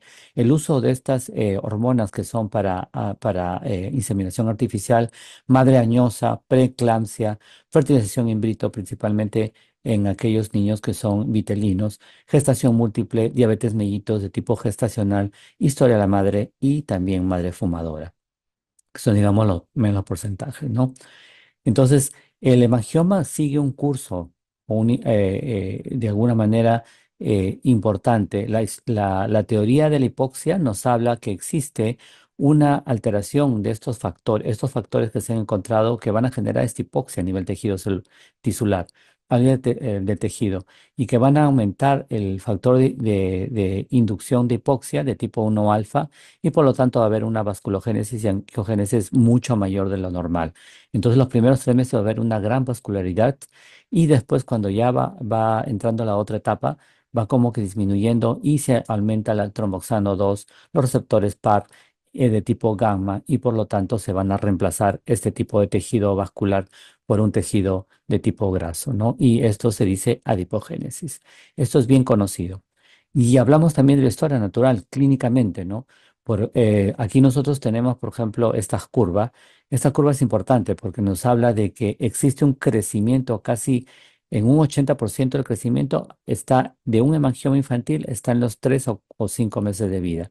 Entonces es importante ah, tomarlos en esta época porque el tratamiento va a ser exitoso en estos meses, pero que si ya lo tomamos después, el hemangioma ya creció y de la nada no sirve muchas veces darle tratamiento porque es un poco más difícil de evitar algunas secuelas, como vamos a ver adelante, ¿no? El tumor sigue un curso, definitivamente, un curso de una fase estacionaria, una fase en la cual es una meseta y va disminuyendo, pero no a los 5 años desaparece, sino tiene un prolongado tiempo, incluso hasta los 9 a 12 meses, incluso. Entonces vemos aquí unos ejemplos. Y otra cosa importante también que debemos tener en cuenta, que algunos hemangiomas tienen una fase proliferativa prolongada. ¿Cuáles son? Hemangiomas infantiles profundos, ¿no? Como en este caso de la parte de acá del párpado inferior, perdón.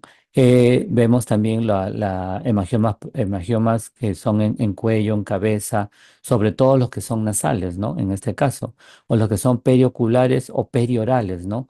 En la región parotidia. Y aquellos hemangiomas, tener en cuenta que la historia natural no va a ser tan igual. Hay una fase involutiva más prolongada en aquellos hemangiomas que son de tipo profundo.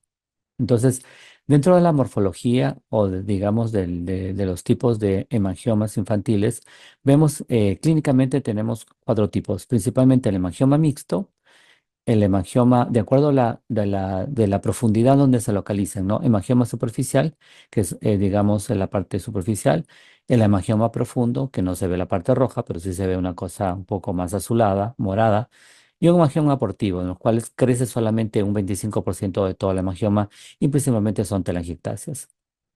Dentro de la localización también os hablamos de un hemangioma focal, que es solamente único, multifocal, que son múltiples, un hemangioma segmentario que toma una parte del segmento, y un hemangioma determinado que de alguna manera no fue segmentario, pero después se hizo focal. Además, tenemos dentro del apéndice todavía la clasificación actual, este tipo de hemangiomas que son asociados a otras anomalías. Por ejemplo, el síndrome de fases, que están asociados a todas estas alteraciones a nivel de cerebrales, oculares, etcétera. Y la parte lumbar, que también está asociados a partes renales, urológicas, etcétera. Entonces, tenemos que tener en cuenta que algunos hemangiomas van a tener este tipo de asociaciones que van a ser perjudiciales para el niño. Entonces, tenemos que tener en cuenta que existe y que tenemos que identificar aquellos hemangiomas infantiles de alto riesgo. Por ejemplo, aquellos hemangiomas obstructivos, principalmente en vías aéreas, en vías del tracto genital, etcétera. Los hemangiomas con falla cardíaca de alto gasto, ¿no? Los hemangiomas ulcerados también son importantes, pues los hemangiomas ulcerados, este están localizados en áreas intratiginosas como por ejemplo pliegue del cuello, axila y región anogenital. Y en aquellas áreas de riesgo de desfiguración permanente o daño funcional, por ejemplo, áreas de región periocular, sobre todo también de nariz, de labios o región mamaria en niñas. Sabemos también que las complicaciones más importantes de un hemangioma infantil es la ulceración. Inicialmente o la parte inicial empieza a los 4 meses porque es la fase más proliferativa. La frecuencia está dada al 30%. ¿Y cuáles son los hemangiomas en los cuales tenemos que tener en cuenta que esta ulceración va a ser unas complicaciones? Los segmentarios, los mixtos, los abortivos, los de tipo de guantes cíclica, los labios inferiores, los del cuello, como vemos acá, las áreas genitales también, ¿no? Entonces tenemos que tener en cuenta ese tipo de complicación. Otro son las obstrucción o daño funcional. Por ejemplo, en aquellos hemangiomas perioculares en los cuales el riesgo de astigmatismo es incluso más de tercera parte de esos pacientes, el eje visual se altera, incluso hay obstrucción del ducto lacrimal, ¿no? Ambliopía y estrabismo. Tenemos que tener en cuenta, por ejemplo, en este caso, una de las cosas que les digo a los residentes es que miren el ojito y vean ese signo que es del signo de la S itálica, ¿no?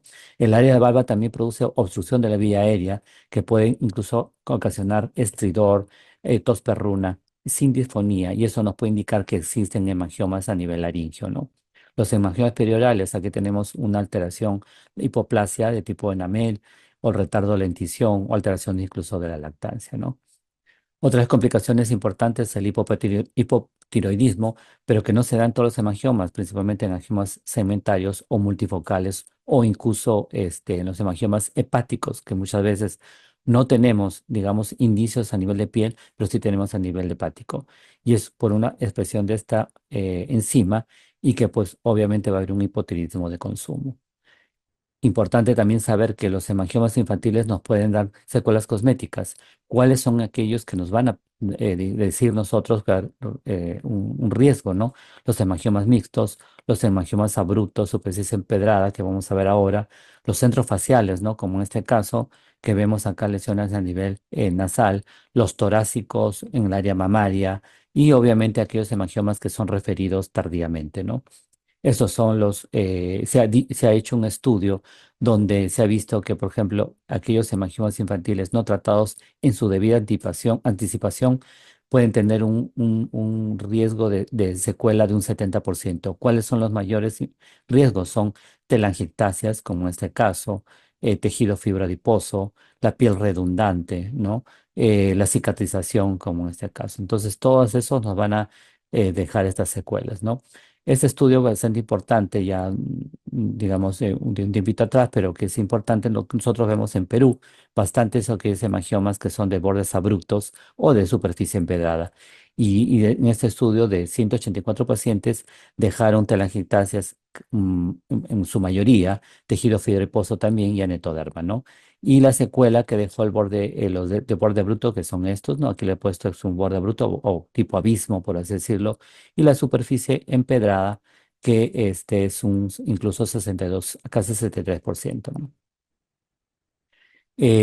Entonces, lo importante es que tenemos que saber que existen desafíos de la atención primaria, es decir, aquel paciente que entra por primera vez a una posta o un centro de salud. Entonces, tenemos que hacerle un buen triaje, tenemos que estratificar bien el riesgo y sobre todo mandarlo a referencias, ¿no? Y esa referencia podemos hacerlo muy rápidamente o muy fácil, bueno, muy fácilmente, por así decirlo, con esta regla de oro que es el EI scoring, ¿no? Que es una tablilla muy importante que uno marca y van saliendo si es que lo vas a referir o no. Tiene una sensibilidad 97% y eficacia 55%. Muy bien, dejemos el hemangioma infantil y ahora el hemangioma congénito, que son presentes al nacimiento y puede verse en útero principalmente, porque ya hay perimetría de ecografías especiales. Son tres tipos, el Rich, Niche y Pitch, y son características individuales propias, ¿no?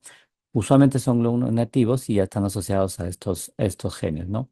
Por ejemplo, este es un hemangioma rápidamente evolutivo. ¿Cómo yo sé que es un hemangioma rápidamente evolutivo? Hay que seguirlo en el tiempo. Y miren que a los 4 meses ya el hemangioma se está desinflando, por así decirlo, ¿no? Miren, este hemangioma congénito involutivo, el niño tiene 11 años y esta lesión apareció tal cual como nació, o está tal cual como nació. Y este hemangioma parcialmente involutivo fue un hemangioma Rich y en el transcurso del tiempo no desapareció y se quedó como un niche. ¿Ven la circulación colateral en este lado? Pues fíjense. Y tenemos acá para diferenciarlo del hemangioma infantil.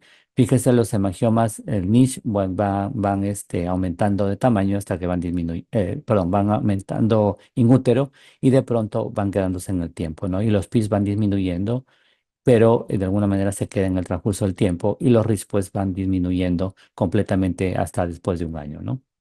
Pero ojo, tenemos este paciente. Miren estas lesiones que inicialmente tenía tres lesiones. La lesión iniciales fueron de un niche, ¿no? Las lesiones acá no fueron de un niche en este tipo de pacientes, pero la mamá, ojo, que comenzó a decir que a partir del año empezó a crecer uno de ellos. Y bueno, no tenemos la foto cómo nació el anterior, pero eran como los que estaban en el lado izquierdo de su pantalla. Y ven acá estas lesiones que ya es como si fuera un ridge, ¿no? Entonces, estos hemangiomas en realidad son los hemangiomas congénitos de expansión tardía que ya se están, digamos, publicando en la bibliografía, como en este caso, ¿no? Que son hemangiomas de crecimiento similar al de un niche, pero posteriormente empieza una expansión de crecimiento durante la infancia tardía, ¿no? Entonces, para diferenciar los hemangiomas infantiles, los hemangiomas congénitos tienen una incidencia de 4%, no hay predicción por sexo, usualmente únicos, se pueden ver en intraútero, son gluten negativo, tienen una mutación GINA y GINA11 y no, usualmente no están asociados a síndromes, ¿no? Otros hemangiomas son los angiomas en penacho o tufted angioma, que son tumoraciones vasculares benignas poco frecuentes, pueden ser congénitas o tardías, principalmente congénitas, hasta un 50%, y se describen en los primeros años de vida, ¿no? Se presentan como nódulos o placas, principalmente en tronco y cuello, y pueden ser asintomáticas o asociar a algunas complicaciones, ¿no? Algunos pueden dar hiperdosis, hipertricosis, ¿no? Fíjese que este niño nació a los 3 meses a los 6 días de nacido, tenía estas lesiones al mes de nacido. Entonces pensamos que era un hemangioma Rich, pero ya cuando fue a los 3 meses, como que este hemangioma fue creciendo, pero de forma lateral, ¿no? Como siguiendo líneas o siguiendo un trayecto linfático, ¿no? Y es por eso se toma la biopsia y bueno, era un angioma en penacho. Miren este paciente con estas lesiones a nivel ya un poquito más grande que apareció en forma tardía, ¿no? Otro de las lesiones vasculares tumorales es el granuloma piógeno, que es benigno. Es un hemangioma lobular capilar llamado, ¿no? Es benigno, se localiza principalmente en las áreas expuestas. Miren acá en la cara, puede localizarse en manos, en mucosas, ¿no? Son usualmente solitarios, ¿no? Pero pueden múltiples o agminados, y en algunos de ellos están relacionados con las manchas en vinoporto. Pero si uno no está seguro, digamos, del diagnóstico, pues debemos usar la dermatoscopía. Y fíjense acá en este dermatoscopía que tenemos ya los criterios de un granuloma piógeno. Miren el área homogénea de tonos rojos en la proliferación, eso significa proliferación de vasos, un collarete, ¿no? Blanco que está alrededor, que es una hiperplasia del epitelio anexial, y las líneas doble riel, que son los tabiques que entrecruzan los lóbulos, ¿no? Y por eso es importante, digamos, usar este dermatoscopio. El hemangioma caposiforme es un tumor indeterminado o borderline, que son tumores raros, ¿no? Se presenta como una placa violácea que se expande, miren, fíjense acá, ¿no? A menudo va infiltrando los tejidos blandos, incluso hasta los huesos, y algunos casos pueden ocurrir en retroperoneo y localizaciones viscerales, ¿no? Son los tumores más grandes, ¿no? Los vasculares, y que son, incluso se está relacionando o hay una relación con los hemangiomas en penacho, que muchos de ellos comparten las mismas similitudes en cuanto a las complicaciones, ¿no? Y obviamente hay un mal pronóstico cuando se asocia a la parte visceral, cuando hay trombocitopenia, y obviamente esto se está, digamos, definiendo por la parte del fenómeno o de Casaves-Merry o síndrome de Casaves-Merry, ¿no? Que se presenta incluso a un 70% en algunas bibliografías, ¿no? Y por último, voy a hablar de este hemangioma hipoteloide, que es un tumor benigno que se forma sobre la dermis profunda. Miren acá, principalmente en cabeza en cabeza o cara o huesos, ¿no? Que son protuberancias firmes, ¿no? La niña había aparecido esta lesión, pensamos que era un nevus de Spitz. Cuando hicimos la biopsia, pues era un hemangioma epiteloide, ¿no? Y que le causaba así picazón más que dolor, ¿no? Y obviamente se denomina ahora hiperplasia angiolinfoide con cefilia o hemangioma histiocytoide. Y por último, la linfoangiodinamatosis multifocal con trombocitopenia, esta es una enfermedad recientemente caracterizada por lesiones vasculares con marcada proliferación endotelial distinta, ¿no? Y obviamente las lesiones afectan no solamente el tejido de piel, sino otros organismos, y por lo tanto pueden haber trombocitopenias refractarias que muchas veces pueden llegar a la muerte, ¿no? Como conclusión, el hemangioma infantil es el tumor más frecuente en niños, pero no todos los tumores son hemangiomas, acuérdense, ¿no? Estos tumores son relativamente, hay otros tumores relativamente raros, ¿no? Que es obviamente importante reconocerlos, tanto en la forma clínica, evolución y pronóstico. La mayoría de ellos son benignos y son diagnosticados clínicamente, pero algunos pueden necesitar algún tipo de, digamos, de estudios, como ejemplo ecografía y biopsia, ¿no? Y cuando uno se reconoce ya el diagnóstico, cuando hace el diagnóstico, se ven reconocer algunos signos de alto riesgo, sobre todo cuando están en la parte anatómica o la morfología, o cuando hay existencia de otras anomalías y complicaciones. Muchas gracias. Más bien, quiero agradecer otra vez a todo el equipo de este brillante curso, y invitarlos al próximo año, bueno, al Congreso Mundial de Dermatología Pediátrica, que va a ser en abril en la ciudad de Buenos Aires. Gracias. Muchas gracias, doctor Felipe. Continuando con la última parte de nuestra agenda del día de hoy, vamos a hablar de dos mini casos, los últimos 10 minutos de este módulo. El primer caso lo va a presentar la doctora Joana Andrea Ayala Monroy, médica y cirujana de la Universidad del Valle, dermatóloga de la Universidad del Valle y profesor del Departamento de Medicina Interna de la Universidad Javeriana en Cali. Actualmente es dermatóloga clínica del CES y miembro de la Sociedad Colombiana de Dermatología. La doctora nos va a presentar el caso de hemangiodendotelioma caposiforme, un tumor vascular infrecuente en la infancia de alta mortalidad. El segundo caso clínico lo va a presentar la doctora Mónica Barrios, residente de tercer año de dermatología de la Universidad Nacional en la ciudad de Bogotá.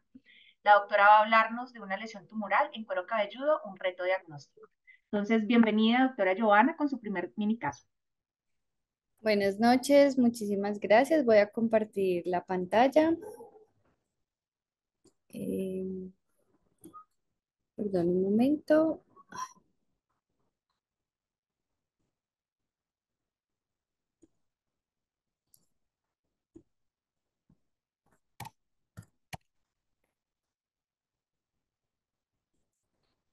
¿Me confirma si se está viendo la... Todavía no. Ya creo que se está empezando a ver. Solo es que lo proyectes completo. Ahí está. Perfecto. Bueno, muchas gracias por esta invitación. Entonces, este es el caso que les quiero compartir. Perdón, acomodo acá. Bueno, entonces traigo este caso de este tumor vascular que, a pesar de ser infrecuente en la infancia, representa una alta mortalidad para nuestros pacientes. Listo. Bueno, entonces se trata de una paciente que fue una recién nacida a término, procedente de Cali, tuvo pobres controles la madre durante el embarazo y tuvo un parto vaginal no instrumentado, quien presentaba al nacimiento, al examen físico, unas lesiones llamativas en la piel. Entonces se evidenciaba la presencia de unas máculas eritematosas, algunas de aspecto violáceo o purpúrico que comprometían la región de la cara, la región cervical, dorsal alta, se extendían hacia la región lumbar así como hacia la región cervical y del tórax anterior. También se observaba la presencia de unas petequias en la región abdominal y una cianosis peribucal. Era llamativo en los laboratorios del nacimiento la presencia de trombocitopenia, dentro de los laboratorios un fibrinógeno bajo y un dímero D elevado. Entonces, hasta este punto se podría enfocar como un paciente pediátrico con lesiones equimóticas, qué opciones diagnósticas podríamos tener. Entonces, enfermedades congénitas infecciosas que se descartaron al nacimiento de la paciente, enfermedades inflamatorias tumorales y por ese componente violáceo o purpúrico, un diagnóstico diferencial de una anomalía vascular. Entonces, en este punto se recomendaría tomar una ecografía Doppler para evaluar el flujo sanguíneo de la lesión o una resonancia magnética. En nuestra paciente se realizó una ecografía transfrontalenal que fue normal y una ecografía Doppler del cuello que evidenciaba una lesión de origen vascular. Se tomó una resonancia magnética contrastada que evidenciaba la presencia de una lesión tumoral lobulada que comprometía el hemicuello izquierdo y derecho hacia la región mandibular y con una prominencia de vasos, pero sin una arteria nutricia como tal. Durante la evolución de la paciente en la hospitalización, en la primera semana de vida, presentó cambios de las lesiones purpúricas o equimóticas con un desarrollo de lesiones tumorales, violáceas, que eran infiltrantes principalmente en la región cervical. Este crecimiento tumoral se acompañaba de alteraciones de las pruebas de coagulación. Entonces, en este punto, evaluando una sospecha de una anomalía vascular, localmente agresiva por el crecimiento en el cuello asociado a una coagulopatía de consumo, se consideró que la paciente podría estar cursando con un fenómeno de Casa-Wagner-Ritt. Entonces, frente a estas manifestaciones hematológicas de trombocitopenia, anemia y un estado de coagulopatía y una sospecha de una malformación vascular asociada, entonces se plantearon los diagnósticos diferenciales de un hemangioendotelioma caposiforme, un angioma en penacho y unas malformaciones linfáticas. Se pudo realizar una biopsia de piel que evidenciaba la presencia de una lesión bifásica con un componente vascular y linfático en esta dermis superficial y profunda y unos lóbulos irregulares e infiltrantes de vasos que tenían este aspecto como glomeruloide con áreas de extravasación de los eritrocitos y trombos en el interior. Adicionalmente, se observaba en la periferia vasos linfáticos ectásicos de paredes finas y tuvo una inmunohistoquímica positiva para CD34, D240, CD31 y negativo para el virus del herpes 8, descartando la posibilidad de un sarcoma de Kaposi. Entonces, con estos hallazgos, tanto ecográficos como de la resonancia y la biopsia de piel, se llegó al diagnóstico de un hemangioendotelioma caposiforme. Durante la evolución, la paciente persistía con trombocitopenia y alteraciones en las pruebas de coagulación. Se inició tratamiento con prednisolona y se inició tratamiento con sirolimus, que se fue aumentando dosis hasta alcanzar unos niveles séricos de 10 a 15 nanogramos por decilitros, punto a partir del cual se evidenció una mejoría en los niveles de plaquetas y una mejoría en las pruebas de coagulación con la normalización de las pruebas de fibrinógeno. Esta fue la evolución de la paciente a lo largo del tiempo en el primer año de vida, donde se evidenció una mejoría con los tratamientos, especialmente con el aumento en la dosis de sirolimus, una mejoría y una disminución de la lesión tumoral que hasta el seguimiento no tenía pues recidiva de la misma.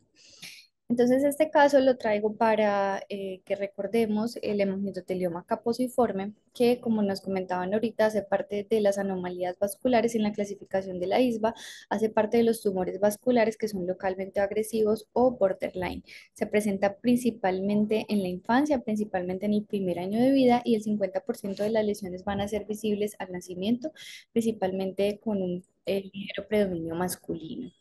Dentro de la fisiopatología simplemente hay una translocación somática en los cromosomas 13 y 16 que lleva a unas mutaciones en unos genes que van a favorecer la proliferación celular, la migración y la supervivencia que van a favorecer el desarrollo del tumor. Adicionalmente hay una alteración en las vías de señalización de los factores de crecimiento endotelial y la angiopoietina 2 que están relacionadas con vías de señalización a través del mTOR que llevan a un proceso de linfangiogénesis que se relaciona con el desarrollo del tumor.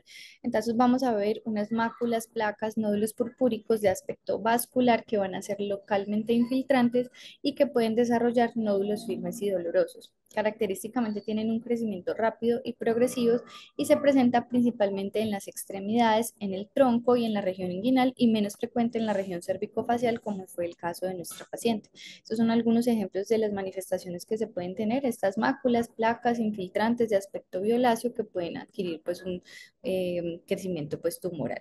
Un porcentaje de los pacientes van a tener ausencia de compromiso cutáneo con un compromiso musculoesquelético profundo.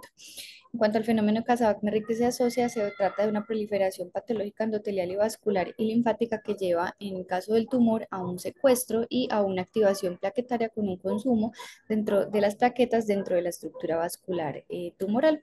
Por ese proceso de linfangiogénesis se favorece un flujo sanguíneo turbulento dentro del tumor con el atrapamiento de las plaquetas, una activación intratumoral de este endotelio y una activación de las cascadas de la coagulación que va a llevar a un estado de coagulopatía caracterizado por la trombocitopenia, la hipofibrinemia grave, anemia y niveles elevados de dímero D, como nos tuvo nuestra paciente al inicio del caso, y se asocia potencialmente a la muerte y generalmente lo vemos con el crecimiento pues, del tumor. En cuanto al tratamiento, en el 2013 se hizo pues un consenso de expertos que mencionaban como primera pauta el uso de los esteroides sistémicos y la vincristina, pero en los últimos reportes se han dado casos exitosos de tratamiento con interferón y con sirolimus, como fue en el caso de nuestra paciente, en la cual el sirolimus actúa inhibiendo esta vía de señalización mTOR que está relacionada con la proliferación y el crecimiento celular y la angiogénesis. Entonces, como conclusiones de nuestro caso, a pesar de que el hemangioblastoma caposiforme es un tumor vascular infrecuente, va a ser localmente agresivo y va a afectar los tejidos blandos, principalmente en los recién nacidos y en los niños. Puede tener un compromiso tanto cutáneo como visceral y la principal complicación a los que debemos estar alertas es al fenómeno de Casabacc-Merrick, que va a ser esta coagulopatía severa de consumo por ese atrapamiento plaquetario que se va a caracterizar por esa trombocitopenia severa y ese crecimiento tumoral. Es muy importante estar alertas a este diagnóstico ya que representa una importante morbilidad y mortalidad para nuestros pacientes. Muchas gracias. Muchas gracias, doctora Giovanna. Continuamos con el último mini caso. Damos la bienvenida a la doctora Mónica Barrios, residente de tercer año de la Universidad Nacional. Buenas noches a todos. En compañía de la doctora Ivonne Lozano les traemos un caso de lesión tumoral en cuero cabelludo. Tenemos entonces una paciente de 9 años de Bogotá con un cuadro clínico de 1 año de evolución de una lesión tumoral ulcerada que se localiza en la región centroparietal del cuero cabelludo. Al examen físico tenemos una lesión tumoral de consistencia duropétrea, alopécica, infiltrada, que se adhiere a los planos profundos, con una úlcera central que tiene una eliminación de gránulos de contenido cálcico.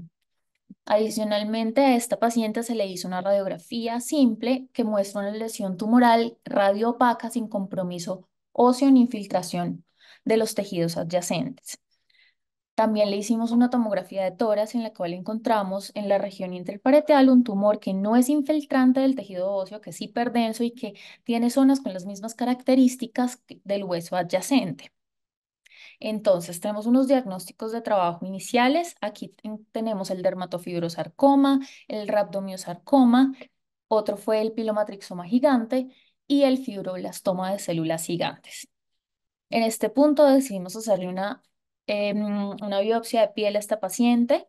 Aquí tenemos la imagen panorámica que muestra unos lóbulos de células basaloides y alguna formación de unas células eosinófilas que tienen una pérdida de núcleo que se conocen como células fantasma.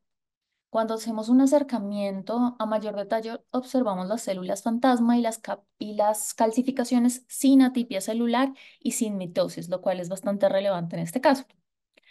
Aquí tenemos otro acercamiento nuevamente sin mitosis, sin atipia celular, pero en el cual todavía podemos ver células fantasmas y células basaloides. Entonces, tenemos una paciente que tiene un tumor que es mayor a 3 centímetros, ulcerado, pétreo y una patología con células fantasmas sin atipia. Entonces, en este momento, hicimos un diagnóstico de un pilomatrixoma gigante. Se hizo un tratamiento con resección quirúrgica y entonces tenemos que en la población pediátrica hay 4 casos de pilomatrixoma gigante reportados en la literatura hasta 2020. Los otros casos son reportados en población adulta.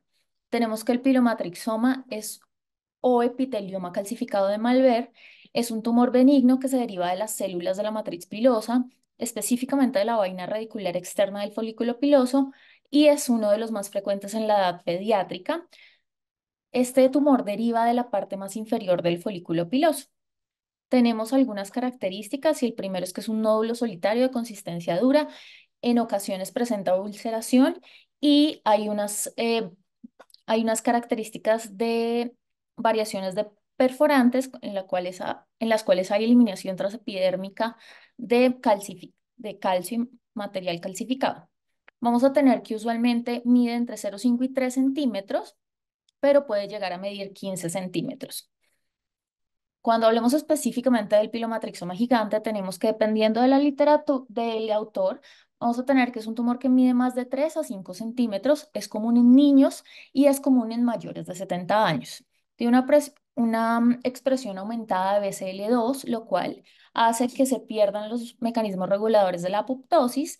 También influye en la vía WNT, lo cual causa una proliferación desproporcionada de las células del folículo piloso.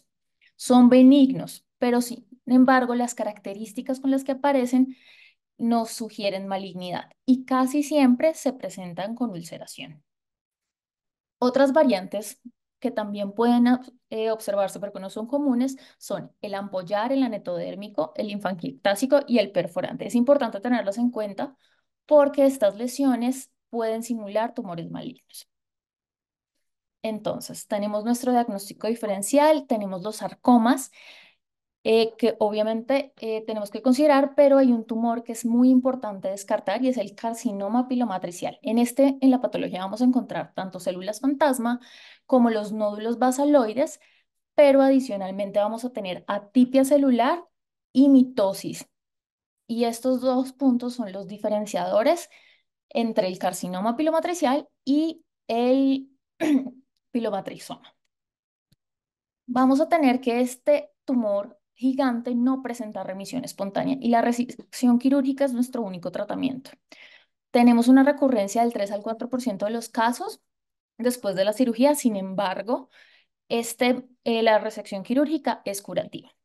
Entonces, presentamos este caso clínico debido a que es infrecuente, es una patología poco descrita, fue un reto diagnóstico cuando llegó a la consulta y el diagnóstico temprano y tenerlo en cuenta es importante porque al ser gigante tiene una alteración anatómica y funcional.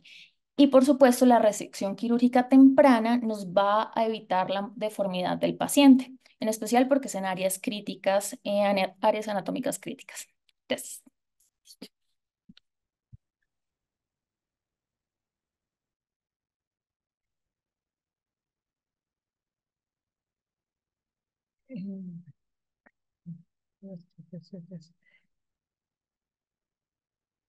Bueno, muchas gracias a todos los asistentes y a nuestros conferencistas por este magnífico módulo, muy nutritiva esta noche y les agradezco por haber estado pues presentes a esta hora y los invitamos a participar de nuestro próximo módulo, el último módulo, que es el módulo 8, reacciones medicamentosas, que se llevará a cabo en noviembre 27 a las 6 de la tarde. Feliz noche para todos. Feliz noche. Muchas gracias. Nos vemos.